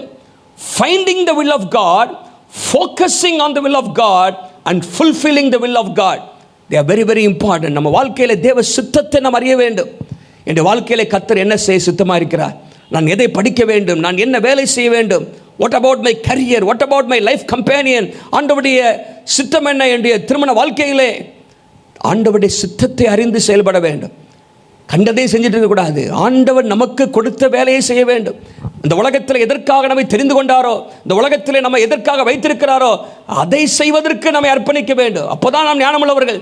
இன்னைக்கு பலர் பல காரியங்களை செய்கிறாங்க. ஜாக் ஆஃப் ஆல் ட்ரேட்ஸ் என்று சொல்கிற எல்லாத்துலேயும் தலையை விட்டுக்குவாங்க. டோன்ட் ஸ்ப்ரெட் யுவர் செல்ஃப் தின். எல்லாத்துலேயும் நீங்கள் தலையை விட்டு அப்படி விரிஞ்சு இருக்கக்கூடாது. ஃபோக்கஸ் பண்ணுங்கள். பாருங்கள், உங்கள் வாழ்க்கையை ஒரு ஃபோக்கஸ்டு லைஃபாக இருக்க வேண்டும். தேவ சித்தத்தின்படி வாழ்கிறதா இருக்க வேண்டும். ஆண்டவராக இயேசு கிறிஸ்து இந்த உலகத்தில் வந்த பொழுது அவர் தேவ சித்தத்தை மாத்திரம் செய்து கொண்டிருந்தார். அவரை திசை திருப்புவதற்கு பல காரியங்கள் வந்தன. ராஜாவாக்கிறதுக்கு அவர்கள் திட்டமிடுகிறார்கள். பல காரியங்களை சிலுவைக்கு போகக்கூடாது என்று பேதுரு சொல்கிறான். இப்படியெல்லாம் பல தடைகள் வந்தாலும், திசை திருப்புவதற்கான காரியங்கள் வந்தாலும், அவர் சிலுவையை மறிப்பதற்காக தான் வந்தார். அதை நோக்கியே அவர் சென்று கொண்டிருந்தார். எந்த தடையும் அவர் தன்னுடைய வாழ்க்கையில் வர இடம் கொடுக்கவில்லை. நம்முடைய வாழ்க்கையிலே ஒரே நோக்கத்தோடு தேவ சித்தத்தை அறிந்தவர்களாக நாம் செயல்பட்டால்தான் நாம் ஞானமுள்ளவர்களாக நடக்கிறோம் என்று சொல்லி அர்த்தம். அது மாத்திரமல்ல, live in the light of eternity. உங்கள் வாழ்க்கையிலே நித்தியத்தின் வெளிச்சத்திலே நாம் வாழ வேண்டும். பூமிக்குரியவைகளுக்காக வாழக்கூடாது. நித்தியத்தின் வெளிச்சத்திலே, living in the light of eternity. யாரெல்லாம் நித்தியத்தின் வெளிச்சத்திலே வாழ்கிறார்களோ அவர்கள் தான் ஞானமுள்ளவர்கள். நித்தியத்தின் வெளிச்சத்தில் வாழ்கிறவர் என்ன செய்வார்கள்? லூக்கா 12ஆம் அதிகாரம் 15 முதல் 21 வசனத்தை வாசித்து பாருங்க. அங்கே ஒரு ஐஸ்வர்யனை குறித்து ஆண்டவர் சொல்கிறார். அவன் தன்னுடைய வாழ்க்கையில் எல்லாவற்றையும் அவன் சம்பாதித்து தன்னுடைய அந்த களஞ்சியங்களை பெரிதாக்க விரும்புகிறான். ஆண்டவர் சொல்றாரு, மதிகேடனே, இன்றைக்கு உன்னுடைய ஜீவன் உன்னை விட்டு எடுத்துக்கொள்ளப்படும் என்றால் இதெல்லாம் எங்கே போகுங்கிறார். அவன் தனக்காகவே வாழ்ந்தான், தனக்காகவே சொத்துக்களை சேர்த்து கொண்டிருந்தான். ஆண்டவனை பார்த்து மதி கேடனே என்று சொல்கிறார். யூ ஃபூலிஷ் மேன் என்கிறார். பாருங்க, நித்தியத்தின் வெளிச்சத்திலே வாழ்கிறவர்கள் தங்களுக்குரியவர்களை பரலோகத்திலே அவர்கள் பொக்கிஷங்களை சேர்த்து வைப்பார்கள், பரலோகத்திலே முதலீடு செய்வார்கள். they will invest the time, money in the kingdom of God. தேவனுடைய பிள்ளைகளே, நீங்கள் எதற்காக வாழ்ந்து கொண்டிருக்கிறீர்கள்? உங்களுடைய பணம், நேரமெல்லாம் இன்றைக்கு நித்தியத்தின் வெளிச்சத்திலே செலவு பண்ணப்படுகிறதா? Win souls. நித்தியத்தின் வெளிச்சத்திலே வாழ்கிறது என்று சொன்னால் ஆத்துமாக்களை ஆதாயம் செய்ய வேண்டும். ஆத்துமாக்களை ஆதாயம் பண்ணுகிறவன் ஞானமுள்ளவன். நீதிமொழிகள் 11:30 வாசிக்கிறோம், ஆத்துமாக்களை ஆதாயம் பண்ணுகிறவன் ஞானமுள்ளவன். அவனுக்கு ஆண்டவர் பரலோகத்தில் பெரிய பலனை வைத்திருக்கிறார். அநேகரை நீதிக்குட்படுத்துகிறவர்கள் பரலோக ராஜ்யத்திலே நட்சத்திரங்களைப் போல பிரகாசிப்பார்கள், ஞானவான்கள் என்று வேதத்திலே வாசிக்கிறோம். தானியேல் 12ஆம் அதிகாரம் 3ஆம் வசனத்தில். ஆகவே ஞானமாக நடக்கிறது என்று சொன்னால் ஆத்துமாக்களை ஆதாயப்படுகிறவர்கள். ஆத்துமாக்களை ஆதாயம் பண்ணுவதற்கு நம்ம நேரம் இல்லை, அதற்காக நம்முடைய காரியத்தை செலவிடவில்லை என்று சொன்னால் நாம் மதியற்றவர்களாக இருக்கிறோம் என்று வேதம் சொல்கிறது. மாத்திரமல்ல, எப்பொழுதும் ஆண்டவருடைய வருகைக்கு ஆயத்தமாக இருக்கணும். ஞானமுள்ளவர்கள் எப்பொழுது கர்த்தருடைய வருகைக்கு ஆயத்தமாக இருப்பாங்க. ஆண்டவராகிய இயேசு கிறிஸ்து ரோமையை சொன்னார், புத்தி உள்ள கன்னிகைகள், புத்தி இல்லாத கன்னிகைகள் என்று சொல்லி. மத்திய 25ஆம் அதிகாரம் முதல் 13 வசனத்தில் புத்தி இல்லாத கன்னிகைகள் அவர்கள் ஆயத்தமாக இல்லை, தங்களுடைய விளக்குகளில் எண்ணெய் இல்லாதபடி காணப்பட்டார்கள். புத்தி உள்ள கன்னிகைகளோ ஆயத்தமாக இருந்தார்கள். மணவாளன் வந்தார், கூட்டி கொண்டு சென்றார், கதவு அடைக்கப்பட்டது. புத்தி இல்லாதவர்கள் கைவிடப்பட்டார்கள் என்று பார்க்கிறோம். எப்பொழுதும் ஆண்டோடைய வருகைக்கு ஆயத்தமாக, ஆண்டோடைய வருகையை நோக்கி எதிர்பார்த்து கொண்டிருக்கிறவர்கள். பவுல் அப்போஸ்தலன் சொல்கிறார், பிலிப்பியர் 3ஆம் அதிகாரம் 20ஆம் வசனத்தில், நம்முடைய குடியிருப்போ பரலோகத்தில் இருக்கிறது, அங்கிருந்து கர்த்தராகிய கிறிஸ்து எனும் இரட்சகர் வர எதிர்பார்த்து கொண்டிருக்கிறோம். we are looking forward to the coming of the Lord Jesus Christ. இயேசுவுடைய வருகையை எதிர்நோக்கி ஒவ்வொரு நாளும் ஆயத்தமாக வாழ்ந்து கொண்டிருக்கிறவர்கள் தான் ஞானமுள்ளவர்கள். ஆகவே நாம் கவனமாய் நடக்க வேண்டும். எப்படி நடக்கலாம்? காலத்தை பிரயோஜனப்படுத்துவது நிமித்தமாக, தேவ சித்தத்தை அறிந்து அதை செய்வது நிமித்தமாக, நித்தியத்தின் வெளிச்சத்திலே வாழ்வது நிமித்தமாக நாம் ஞானமுள்ளவர்களைப் போல வாழ முடியும். அருமையானவர்களே, கர்த்தருடைய வார்த்தை இன்றைக்கு நம்மோடு வந்திருக்கிறது. நாம் எப்படி நடக்க வேண்டும்? அழைக்கப்பட்ட அழைப்புக்கு பாத்திரவான்களாக நடக்க வேண்டும் என்று கர்த்தர் சொல்கிறார். நம்முடைய வாழ்க்கையை சற்று ஆராய்ந்து பார்ப்போம். நாம் அன்பில் நடக்கிறோமா? பரிசுத்தமாக நடக்கிறோமா? ஞானமாக கவனமாக நடக்கிறோமா? அப்படி இல்லை என்று சொன்னால் கர்த்தருடைய சமூகத்திலே சொல்லுவோம், ஆண்டவரே, நான் இப்படிப்பட்ட ஒரு மனிதனாக என்னை மாற்றுங்க. நான் ஆண்டவரே ரட்சிக்கப்படுவதற்கு முன்பாக நடந்த வாழ்க்கை இன்றைக்கு இருக்கக்கூடாது. என்னுடைய வாழ்க்கையில் ஒரு புதிய மாற்றம் உண்டாக வேண்டும். ஒரு புதிய மனுஷனை நான் தரித்து கொள்ள வேண்டும். உம்மை போல் அந்த உலகத்தில் நான் வாழ வேண்டும். அவருக்குள் நிலைத்திருக்கிறேன் என்று சொல்லுகிறவன் அவர் நடந்தபடியே தானும் நடக்க வேண்டும் என்று நாம் வேதத்தில் வாசிக்கிறோம். ஆண்டவரை போல, இயேசுவை போல நடக்க கர்த்தர் நமக்கு கிருபை தருவாராக. நம்முடைய சொந்த பலத்தினால் அது முடியாது, ஆனால் பரிசுத்த ஆவியானுடைய பலத்தினால் அதை முடியும். பரிசுத்த ஆவியானவர் அதை சாத்தியமாக்குகிறார். பரிசுத்த ஆவியான நம்மோடு இருந்து இயேசுவை போல நடப்பதற்கு, இயேசுவை போல வாழ்வதற்கு அவர் உதவி செய்கிறார். He is our helper. நமக்கு உதவி செய்கிறவர். அவர் நம்மை மறுரூபப்படுத்துகிறார். தேவனுடைய பிள்ளைகளே, அழைக்கப்பட்ட அழைப்புக்கு பாத்திரமாக நடப்போம். இந்த உலகத்தில் ஒரு பெரிய தாக்கத்தை ஏற்படுத்துவோம். அநேகரை கிறிஸ்துவண்டையிலே இழுக்கிறவர்களாக நம்முடைய வாழ்க்கை மாறட்டும். கண்களை மூடி ஜெபிப்போம். கிருபையுள்ள நல்ல ஆண்டவரே, இந்த நாளும் எங்களோடு நீ பேசினபடினாலும் உமக்கு நன்றி செலுத்துகிறோம். ஆராதனின் துவக்கம் முதல் இம்மட்டுமாக எங்களோடு நீ இடைப்பட்டபடினாலும் உமக்கு ஸ்தோத்திரம். நீ தந்த நல்ல ஆராதனை வேலைக்காக உமக்கு நன்றி செலுத்துகிறோம். ஜெப நேரத்துக்காக உமக்கு நன்றி செலுத்துகிறோம். இப்பொழுதும் ஆண்டவரே, நாங்கள் அழைக்கப்பட்ட அழைப்புக்கு பாத்திரவான்களாக நடந்து கொள்ள வேண்டும் என்று சொல்லி உடைய வேதத்தின் வசனத்தின் மூலமாக எங்களோடு நீ பேசினபடினாலும் உமக்கு ஸ்தோத்திரம். நாங்கள் அதிக இடங்களில் நாங்கள் குறைவுபட்டிருக்கிறோம் அப்பா. ஆண்டவரே, பல இடங்களில் நாங்கள் தவறி இருக்கிறோம். எங்களுக்குள்ளாக ஒரு மாற்றம் வருவதாக, நாங்கள் அழைக்கப்பட்ட அழைப்புக்கு பாத்திரவான்களாக ஒவ்வொரு நாளும் நடக்க கர்த்தர் எங்களுக்கு கிருபை தாங்க. பரிசுத்த ஆவியான் உதவி எங்களுக்கு தாங்க. ஆண்டவரே, எங்களுடைய சொந்த பலத்தினால் அது முடியாதப்பா, நீர் எங்களுக்கு உதவி செய்ய முடியாது நாங்கள் ஜெபிக்கிறோம். திருச்சபையில் இருக்கிற ஒவ்வொருவரும் அன்பிலே நடக்க, பரிசுத்தத்திலே நடக்க, ஆண்டவரே ஞானமுள்ளவர்களாக கவனமாக நடக்க கர்த்தர் நீ கிருபை தரும்படியாக நாங்கள் ஜெபிக்கிறோம். அதன் நிமித்தமாக கிறிஸ்துவை எங்களில் ஜனங்கள் கண்டுகொள்ள கர்த்தர் உதவி செய்வீராக. ஆசீர்வதிங்க. இந்த வசனத்தை கேட்ட ஒவ்வொரு மேலும் உம்முடைய தயவுள்ள கரம் இருக்கட்டும், உம்முடைய ஆசீர்வாதம் இருக்கட்டும். தேவைகள் எல்லாம் சந்திக்கப்படுவதாக.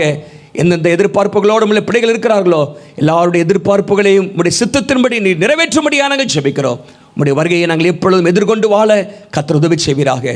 ஆசீர்வதியும். இயேசுவின் நாமத்தில் ஜெபிக்கிறோம் நல்ல பிதாவே, ஆமென், ஆமென். என் ஆத்துமாவே கர்த்தரை ஸ்தோத்திரி, என் முழுவதுமே பரிசுத்த நாமத்தை ஸ்தோத்திரி. என் ஆத்துமாவே கர்த்தரை ஸ்தோத்திரி, கர்த்தர் செய்த சகல உபகாரங்களையும் மறவாதே. ஆமென்.